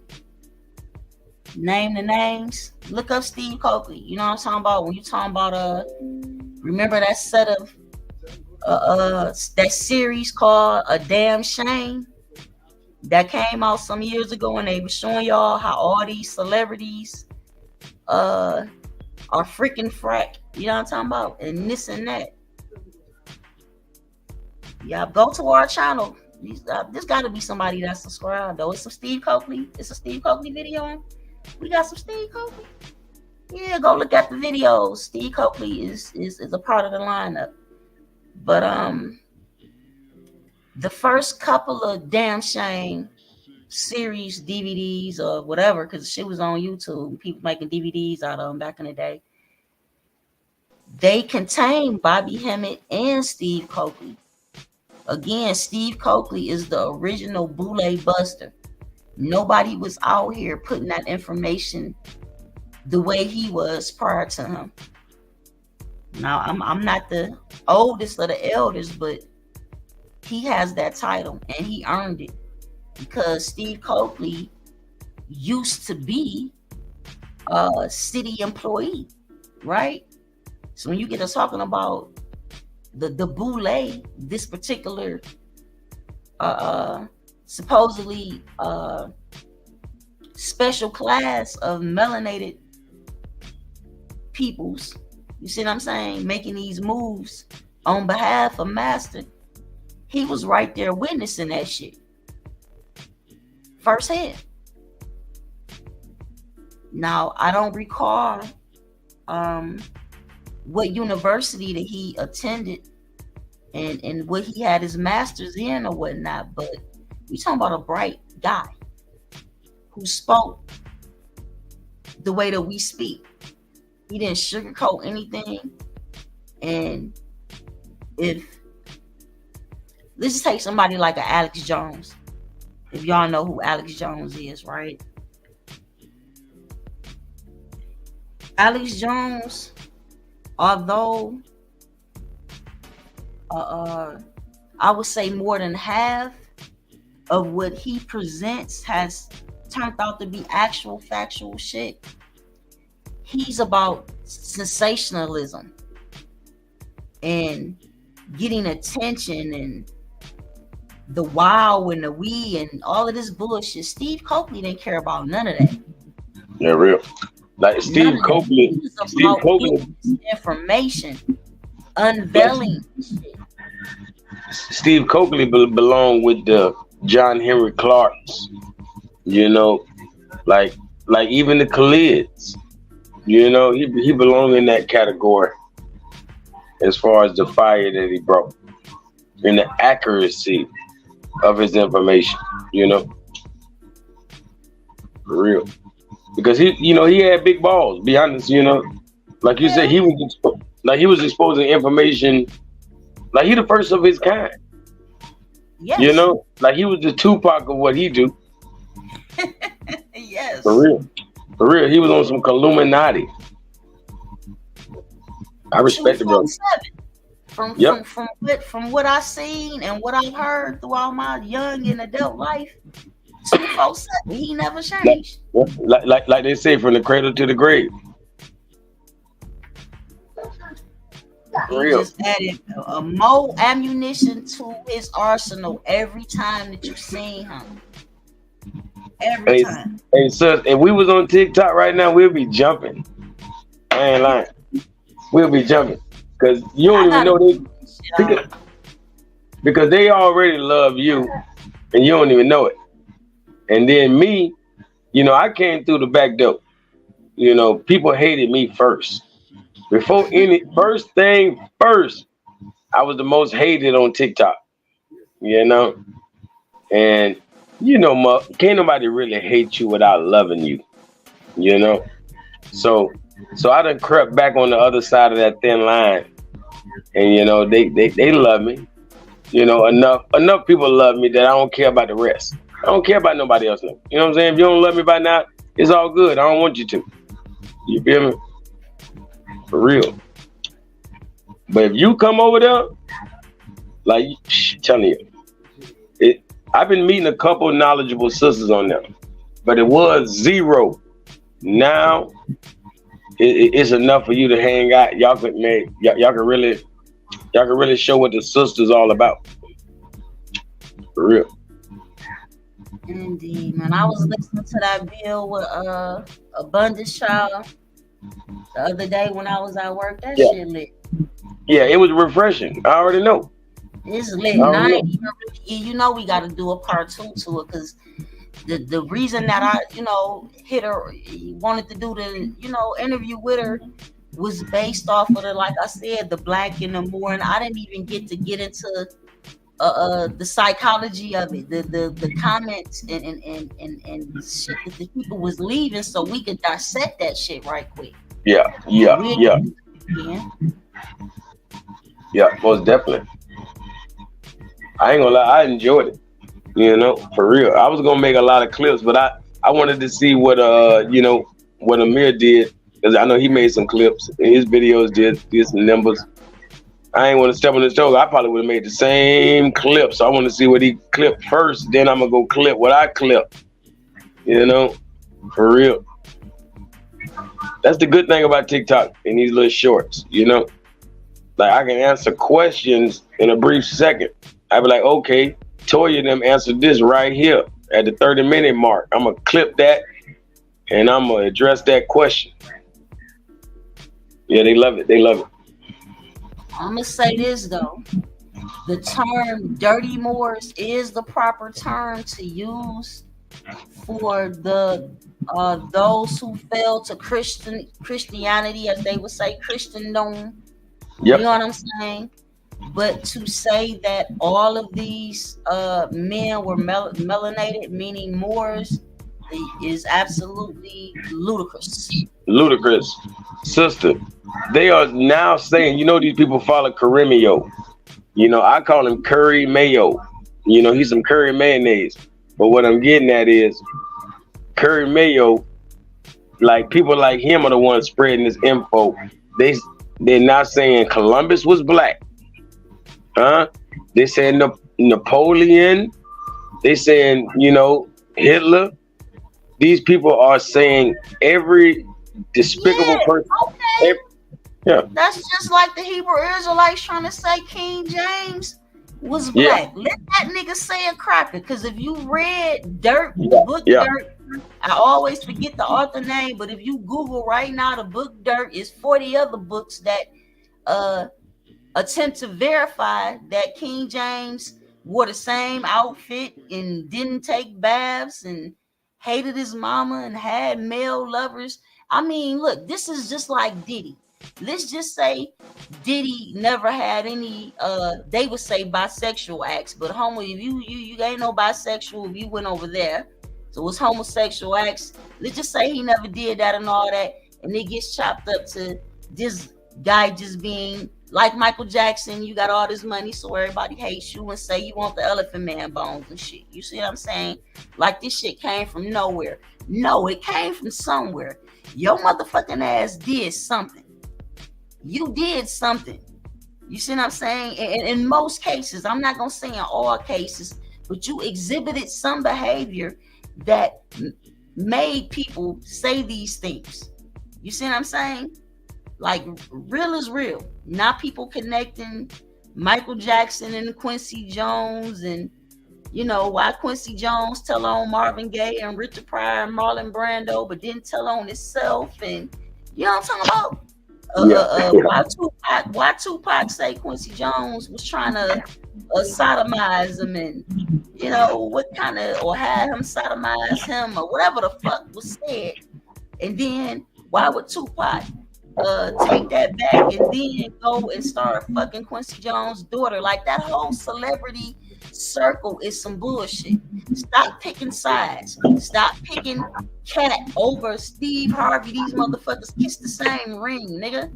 I don't give a fuck what he said that entertained you so much or sounded so truthful and all of that. These niggas are of the same fucking cloth. They work for Universal Studios and all. They is not on your team. This nigga Cat Williams didn't come out to tell you some shit to give you some light and you be, you know what I mean? To make you a team player. You will never get a check. Yeah, real. Now I'm not talking against him. I don't know that nigga.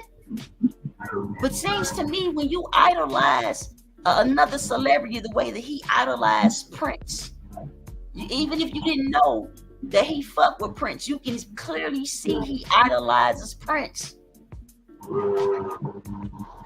We all jump on this bandwagon the same way Michael Jackson was a Jehovah's Witness is the same way Prince was a Jehovah's Witness.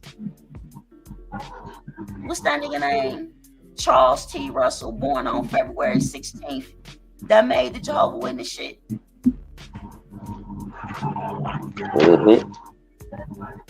Look here, man. When you look into Charles T. Russell history, you will see he didn't care for melanated peoples, indigenous, aboriginal, autochthonous peoples, or what you call Moors, or what somebody else called blacks or African Americans. They ain't give a fuck about it. He didn't give two fucks. So with that being said, this guy some KKK Knights of Columbus motherfucker Charles T. Wilson. Why would I, as a melanated person, want to join his religious congregation or institution? Charles T. Russell, that's what I said, right? I said Wilson. His name Charles T. Russell, born on February 16th. That's the part I'll never forget. Well, our people joined Reverend Jim Jones and went to Guyana, ain't that how you say it? And drank the Kool-Aid. And this is the interview I've been trying to get for 2 years, because my two oldest nephews, my sister-in-law, she was best friends with one of the, some of the children who went and drank the Kool-Aid and was murdered by Reverend Jim Jones. So I've been trying to get her on the show to talk about this particular family who fell for that shit. And how the community was left once it happened, and what other religious organization they ran to, and most of them ran to the Jehovah's Witness shit. Hey, that'd be fire. Yeah, we're trying to get Kim, she already say she'd do it. But man, right now, oh my God, she got something going on with her phone. And I guess she's not trying to buy a new phone. So I don't know what happened. And I just learned this Friday because I try to get her at least one Saturday out the month. I always ask her.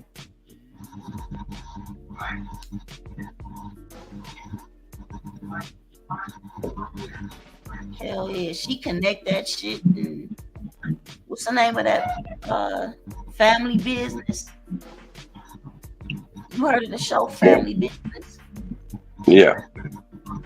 Yeah. She know that motherfucker. You know what I'm saying? And that's shit happened in the same neighborhood here in Detroit. As far as that particular millionaire, that story was loosely based upon and shit. So when she started talking about the Jim Jones shit, she always started talking about that. So I definitely need her to fall through. Like what old boy had to go through, to get that money. Because to my understanding, in that series, they never show you how he got rich. They just show you a rich ass family. Well, how did they get this money?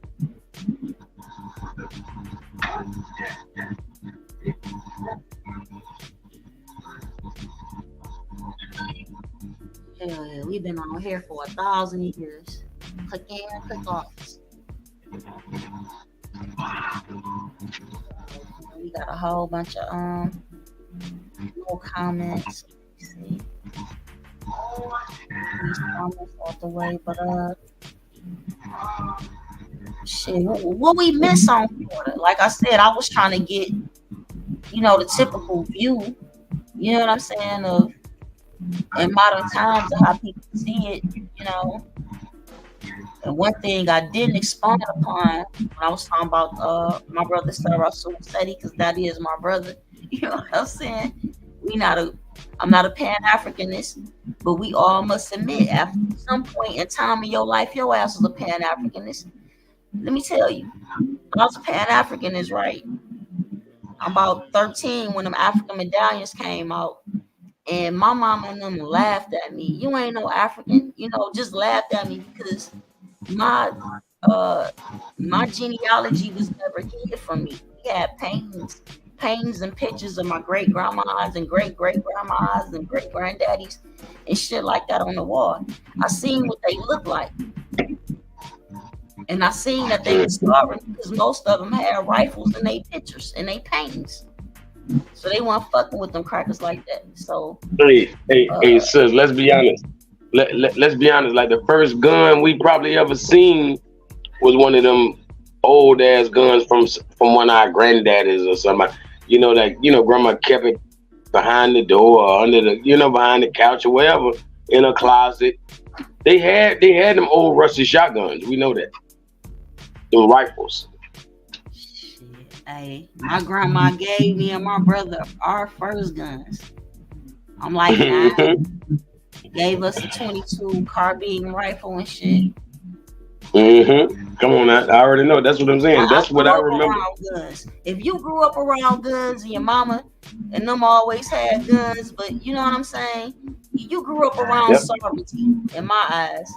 I remember sixth grade, I took my mama mink jacket out the closet and put that bitch on and went out the door and didn't get 5 steps. I put my hand in 2 pockets and I felt something on my chest. So the inside pocket I went in there as a 38 special.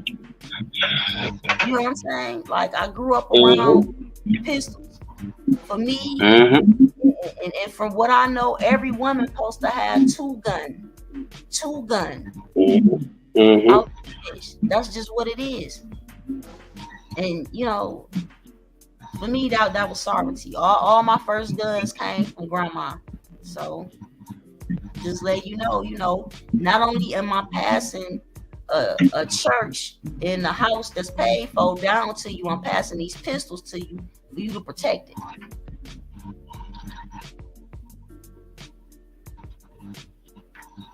They got it so fucked up out here. I remember when I caught my one and only case and shit, my daddy couldn't believe that shit. I was like, shit, you in my day, you get probation for that. Or nothing. You know what I'm saying? For a gun case. Exactly. Yep. Because they were slowly taking our rights away from us. They wanted us to get used to their system. Be like, hey, I'm just gonna give you a slap on the wrist.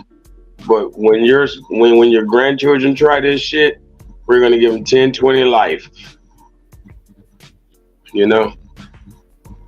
For real.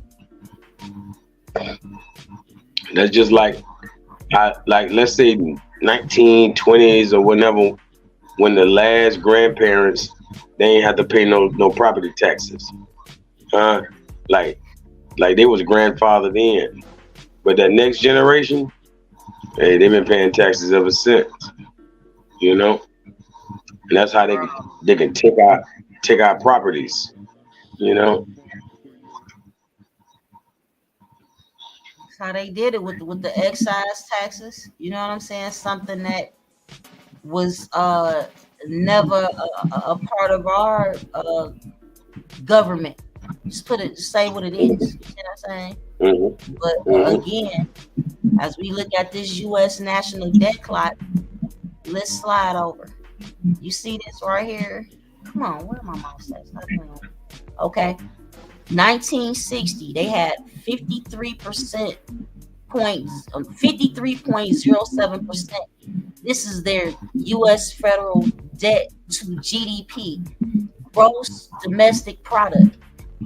If I'm saying right here, 102,000 per citizen, $266,950 per taxpayer, and my gross domestic product rate right here. What the fuck is the gross domestic product? The gross domestic product is the citizen and the taxpayer. That's who the GDP is. See, this is the ratio. So by 2000, the ratio is 58.53%, right? 2000. So 24 years later, the ratio is 122.20%. That's double. Look at 1980 to 2000. You only have 34, 44, 14% increase in the ratio right here. But from 2000 to 2024, you have double, almost double, 58 and 58 to 116. Yeah, you got double. Fuck I mean. Yeah, 116. This is 116. This is 120. It's more than double. I can count. My ancestors made all the numbers and the letters. I can count. The numerals. I can count. This is double. This is what I say, 14%. This is double. From 1960 to 1980, it actually decreased.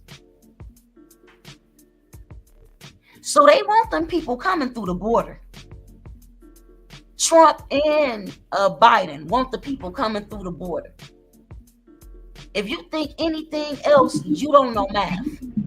Yeah. Long as they're not Haitian. Hey, Trump was keeping the people out. Trump want the people in the same way Biden want more people, because that equals more money for them. They can increase this U.S. national debt with the larger population. The same thing Ronald Wilson Reagan said to you motherfuckers in 1984 and 1986 doing his presidential addresses and shit. Because at that time, I know in 1990 or something like that, we had a population of 250 million. Now we're supposed to be at 300 million. But Ronald Wilson Reagan, he gave he painted a picture of what we needed in order to get the national debt down, which opened up my mind. Now, when I can just go look at the national debt clock in real time, all I'm hearing is Reagan voice in my head as I'm reading all of this shit every time I do it for years now. Almost 2 decades. I used to be at work looking at this shit before I even had Facebook and all of that shit. 34 trillion.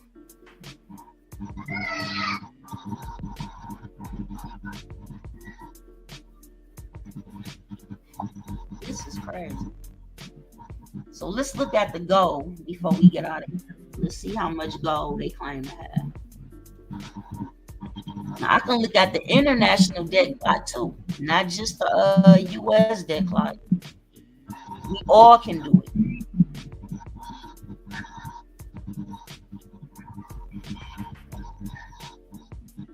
So United States, out of all these nations, has the largest gold holdings in ounces. So what is this? 286,909,784.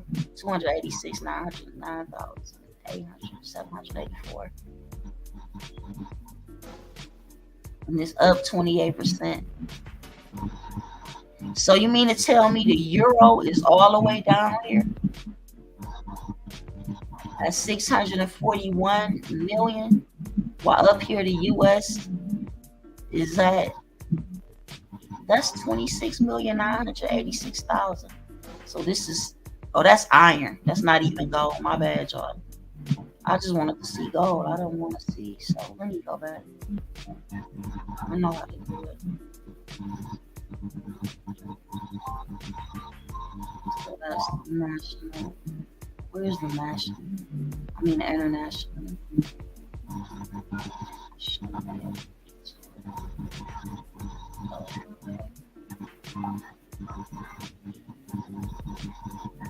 Oh yeah, I know what's wrong. I gotta blow up too much.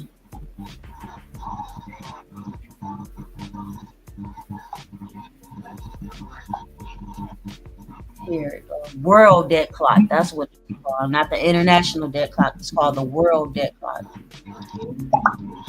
Again, USA number 1, 34 trillion. China, how Trump be saying that shit? China number 2 at 14 trillion 322,147,270, 80, 90, 300,000. Goddamn, I can't keep counting with it. He moves so fast. They other homeboy, Japan. Let me blow it up. Boom. Again, number 1. So the population, they're claiming the population is now 334,922,572. So we need to go back and look at this in about a week.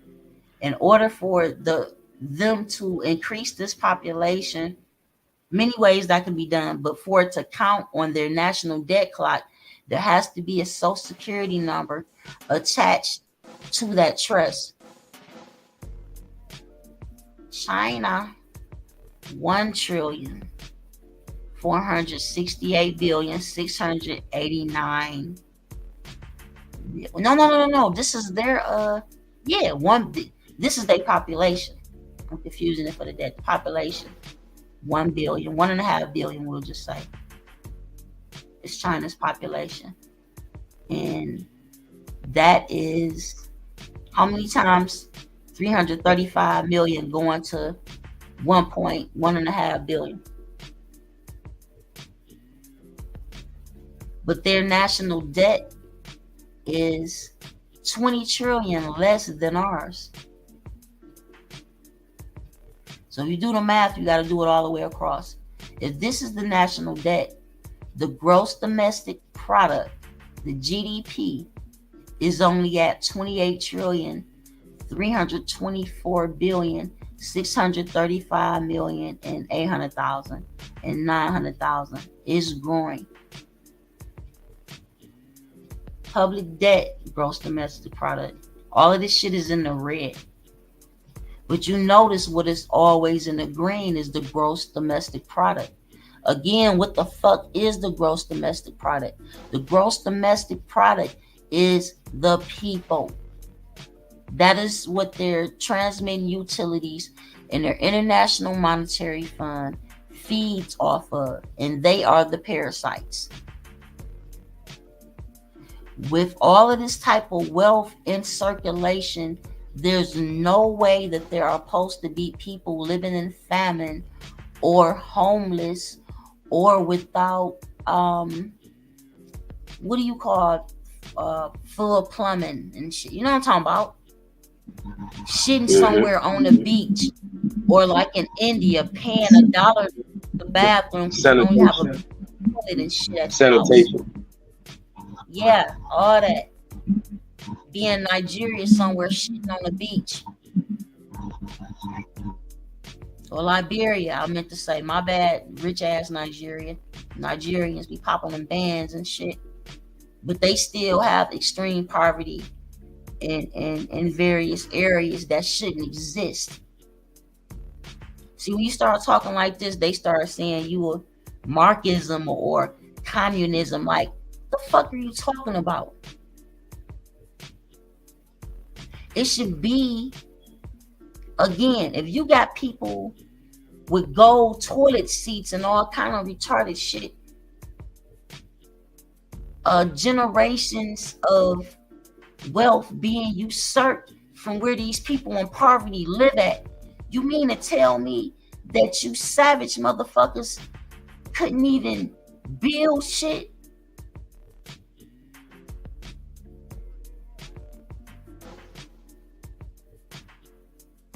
Look here.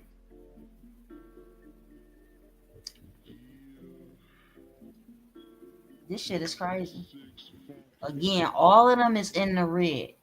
Canada, Brazil, Argentina. Yeah, BRICS. We talking about BRICS. In the red.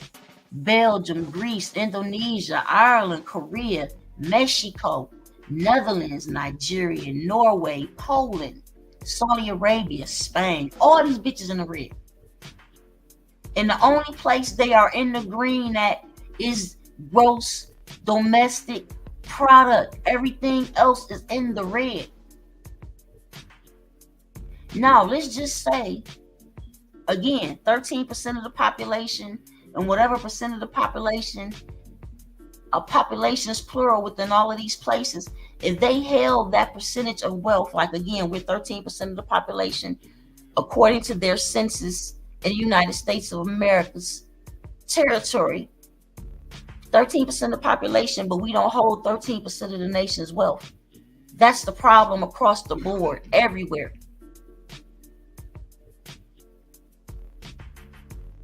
When the wealth is shared, it doesn't even make the wealthy unwealthy, but it provides and restores the well-being of the people, the various indigenous people who have been on these lands forever, right? For instance, I'm gonna go somewhere else other, like Canada. The corporate nation state who holds the charter for the nation known as Canada in North America are not the indigenous people of that fucking land. The same way when we go up to the good old USA, it's the same problem.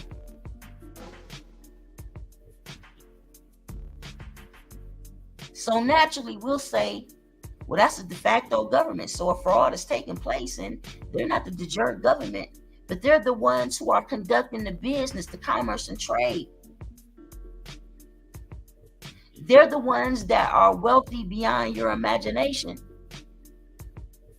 They're the ones who are have the opportunity to pass that wealth on to their descendants.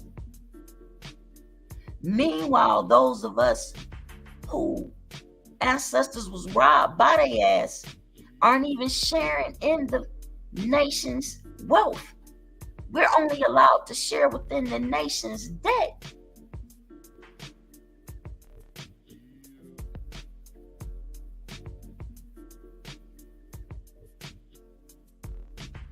Yeah. This is bananas. This is donuts. We never claim to have all the answers to everything. But I know for sure as shit, my ancestors would not want me doing business with this regime known as the United States of America in no way, shape, or form. Especially if I'm not taking place in the wealth, right? As labeled as their transmitting utilities, their wards of states, so on and so forth, this gross domestic product, all of this wealth is being acquired because this is going up. See how it's increasing? It's increasing, right? So they need to take this 20 trillion and be left with 8 trillion and pay their reparations. Expeditiously, is that how T.I. said it?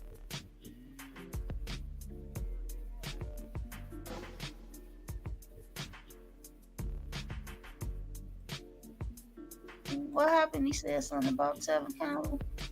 Yeah, Tevin. Oh, okay, I get it because I was talking about Prince and Quincy Jones and yeah.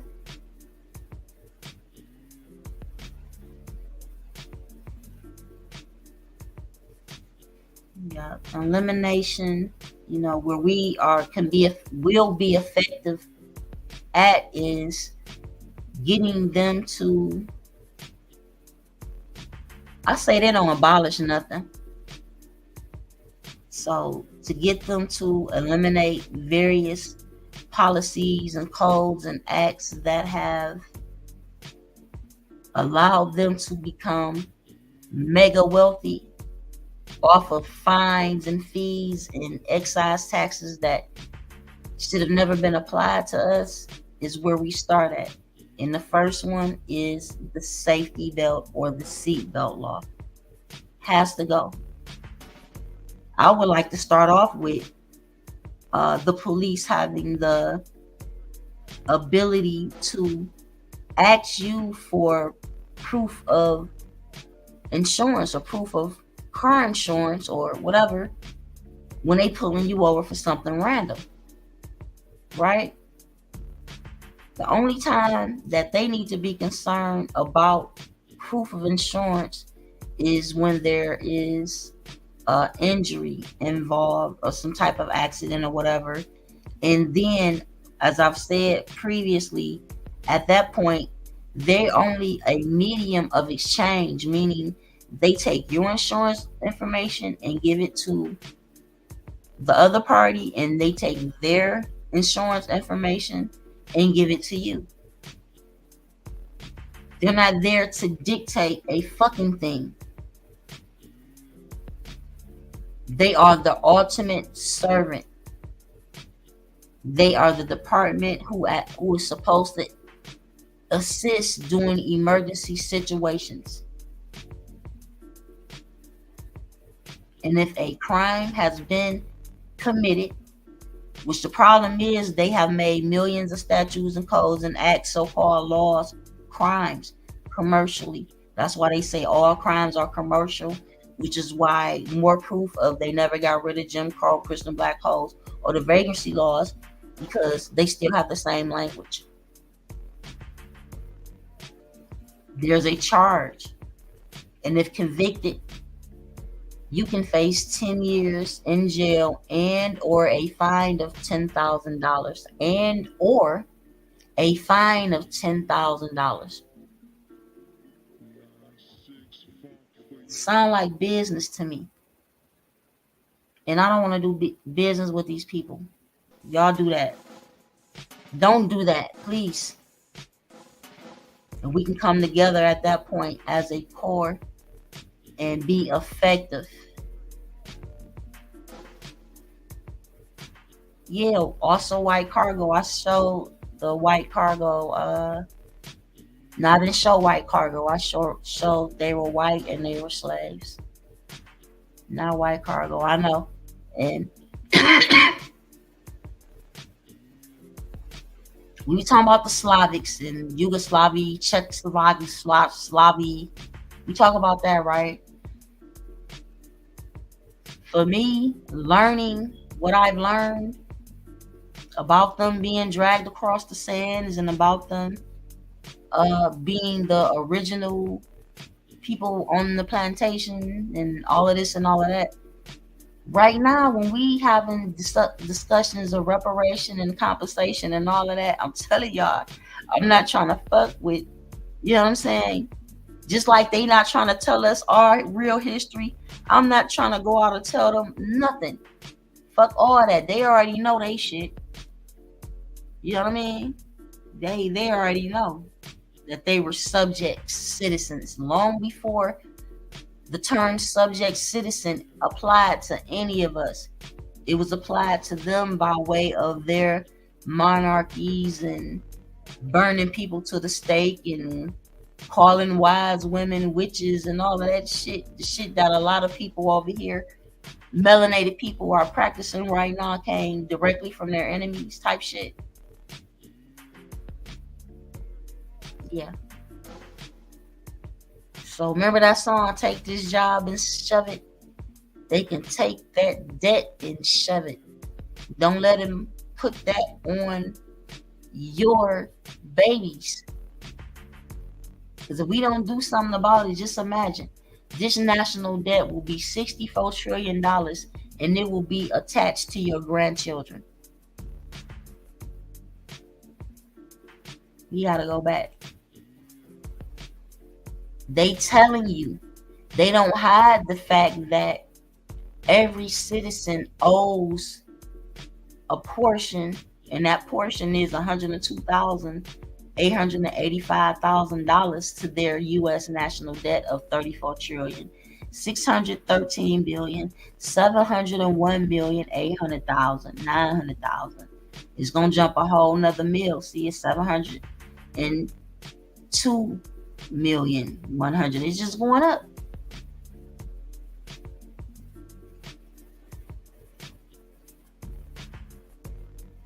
And look at their assets. Their assets are small business assets, corporate assets, household assets. Where the fuck does a government get households assets from? Right here. I ask again, where does a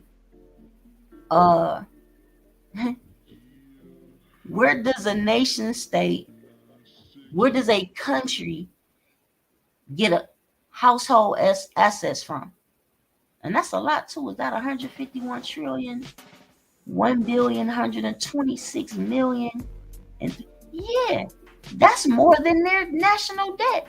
34 trillion. I can count real good. This is 151 trillion, 1,123,000,000, and it's steadily growing. So this debt is coming out of your ass.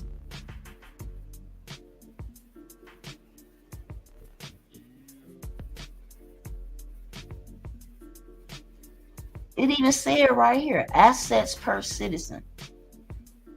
So this is $559,708. I would like to show them. I would like for them to show me my assets that amount to 559,000. Let me think about that for a minute. Babe, do you think you have $559,708 of assets? Exactly, but they're saying that each citizen has that many assets. So what they're talking about, I don't know. Look, this is presumptive, but For me to make that make sense,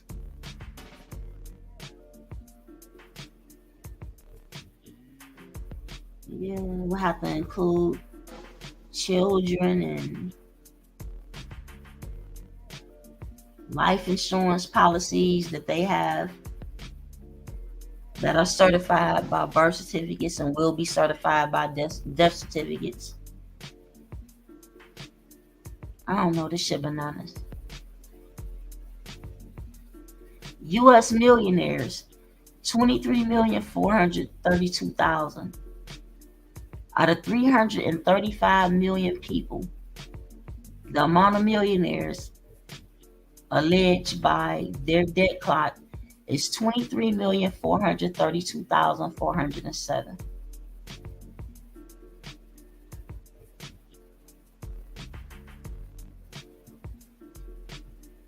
State debt per citizen. I'm done, y'all. This is bad business, to say the least. Very bad business. Not only is it bad business, it's bad business being perpetrated by those who refuse to use lawful money.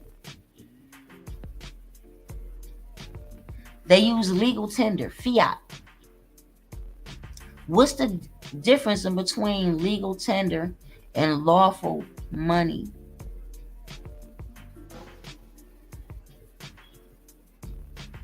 We can talk about promissory notes, and it is right here. It's on the screen. Without their gross domestic product, they cease to have the ability to create this fiat currency or continue this fiat currency system.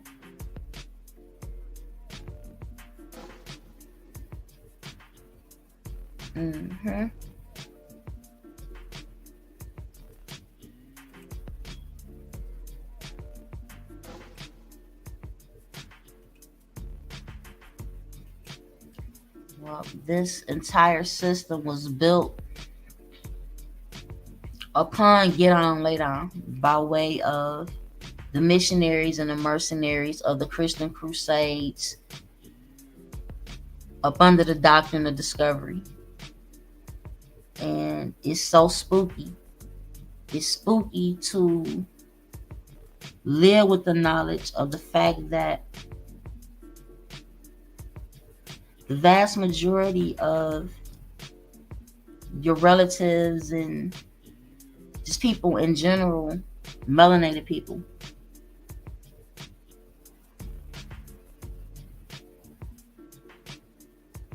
have engulfed themselves in the very same movement of Christianity that conquered their ancestors. And now they willingly participate in their own demise by way of worship in the house that was built by that particular ideology and used to murder so many of our ancestors. I'll never go back. There will never be a Christmas. It won't be no Thanksgivings. See, this is what me and the Jehovah's Witnesses agree at, right? No Christmas, no Thanksgiving.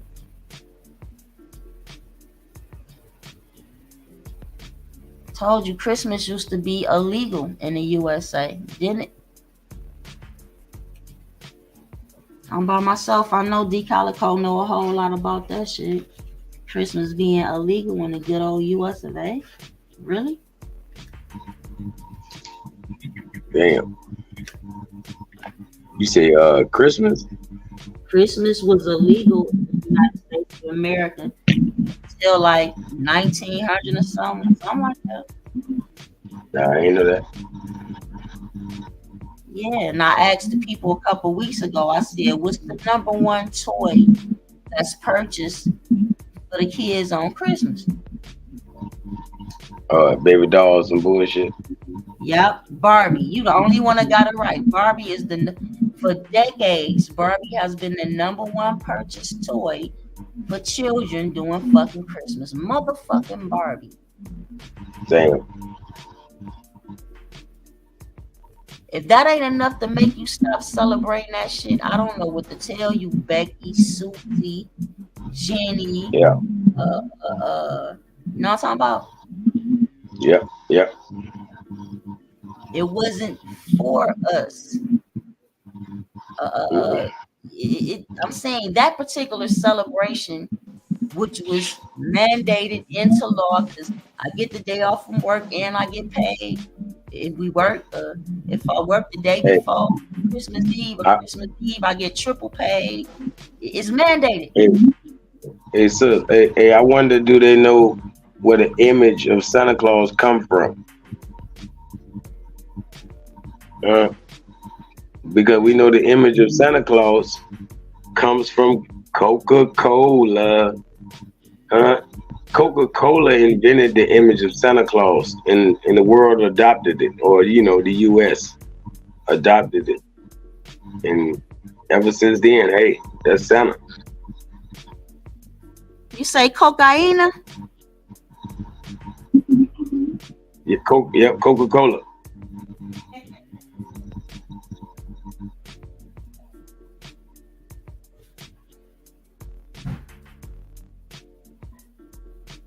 Yep.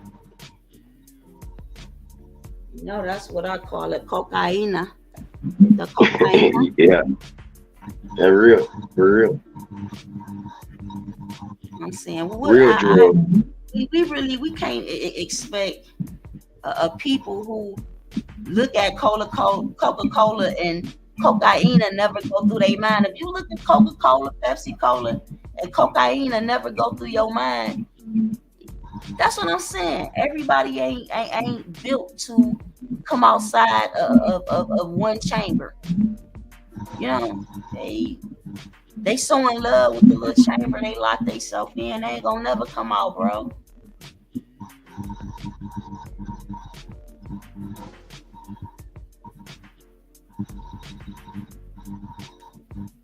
Every time I see this, I think about money. I'm talking about Pablo Escobar. No, nigga, Coca-Cola. For real. They talk about what's her name? Griselda Blanco. No, nigga, Coca-Cola. What the fuck you talking about? They were billionaire cocaine cowboys. Nigga, Coca-Cola. The original cocaine, goddamn cowboys. Yep. Talk to me about no goddamn Blanco and Coca-Colas and all the stoves. They ain't got nothing on Pablo Escobar. Ain't got shit on Coca-Cola. Fuck you mean?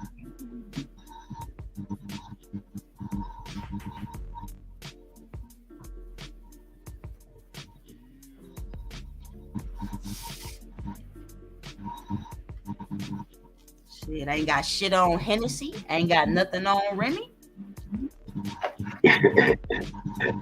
Nothing. They can keep reiterating their little stories all the fuck they want to. They ain't get more money than they fucking conquistador pappies did. Fuck out of here. Real. If I'm gonna talk about a story of that nature, I'm gonna talk about BMF and the real black mafia, Motown mafia from back in the day, where the fuck I'm from. I don't want to hear shit about Griselda. I don't want to hear shit about Pablo. I don't want to hear shit about none of that shit. For real. The motherfucking Colombians was a problem everywhere. And most of us is afraid to stand up and say the shit. The motherfuckers was a problem everywhere. They got their ass toasted a few times too. They killed a lot of motherfuckers, but they got their ass toasted a few times too, fucking around up here.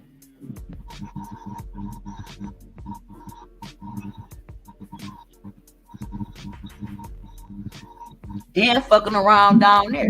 I bet you they don't tell Griselda people and them ain't gonna tell no story. No so-called Negroes getting in their ass. We couldn't get. He just owed.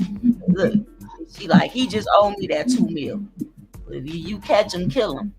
You ain't talking about how you ain't catch that nigga. Mm-hmm.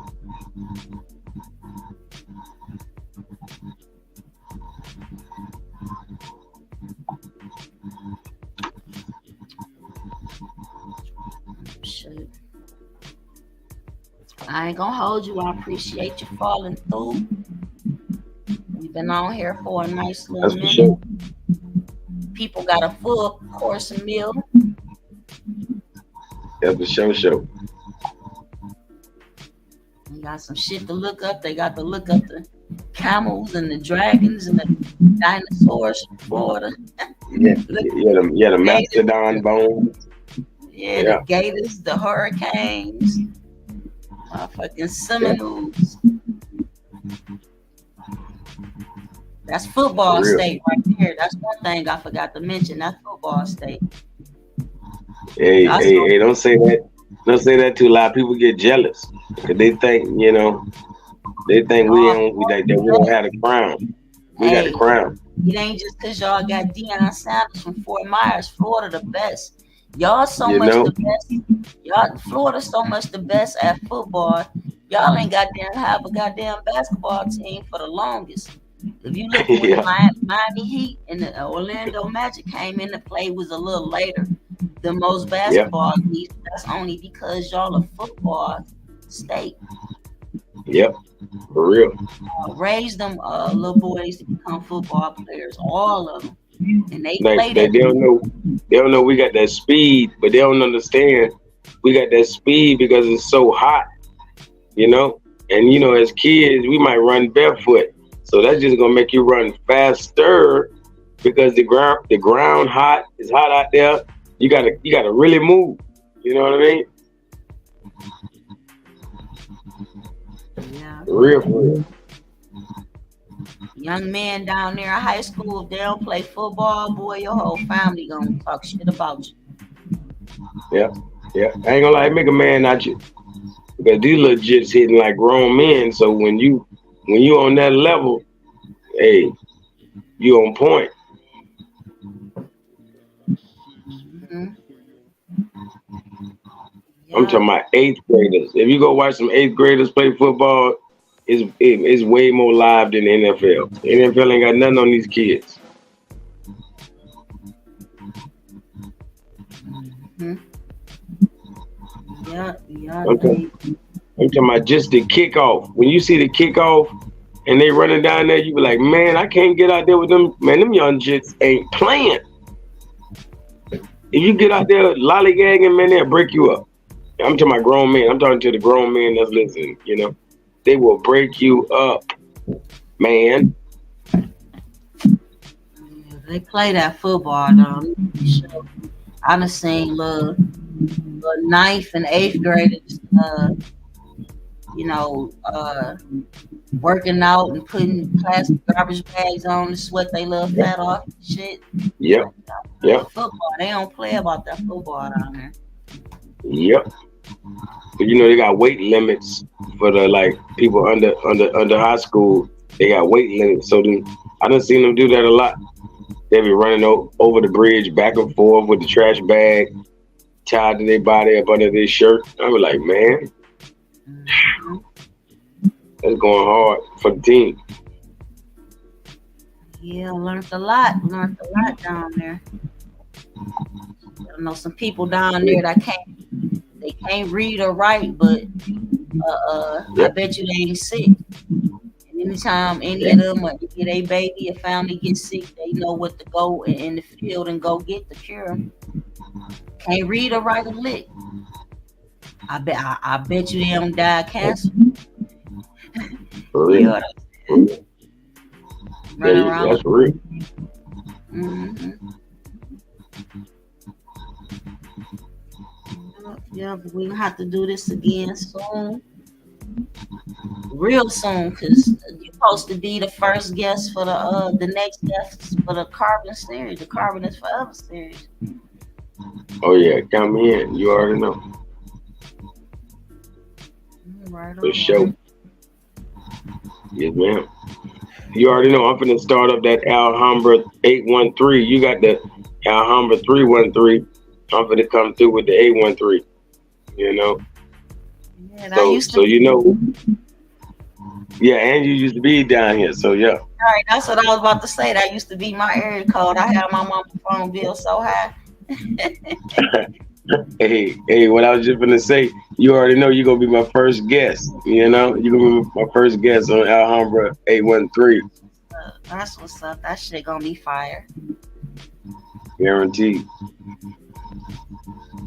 Yeah, well, we about to peace out, people. We appreciate y'all following through. I tried to view everybody comments. You know what I'm saying? Check us out again and again and again, because we're gonna do it again and again and again. And with that, we say peace. Peace.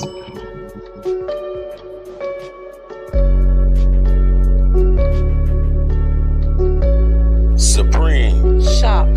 Etymology. They say I'm dope, I said I'm smoke, fire, blowing air, carbon, earth, solid, water, wet. I'm steady beat, a sister soldier that dies effects. So gone with all that hoopla and rah-rah, unless you talking about Atun, Namuna, Amara, pineal glands, all seeing eyes. We call the third eye, we came to build, not pay your bill. Sling them in municipality, city seals like roadkill, descendants of ancient mound builders. Not supposed to need encyclopedias, genetically encoded with 720. We got amnesia, claiming we Christian cretins in love with Yahweh, Muhammad, and Jesus. But you was living inside of God when you was a fetus. But believers and never believers.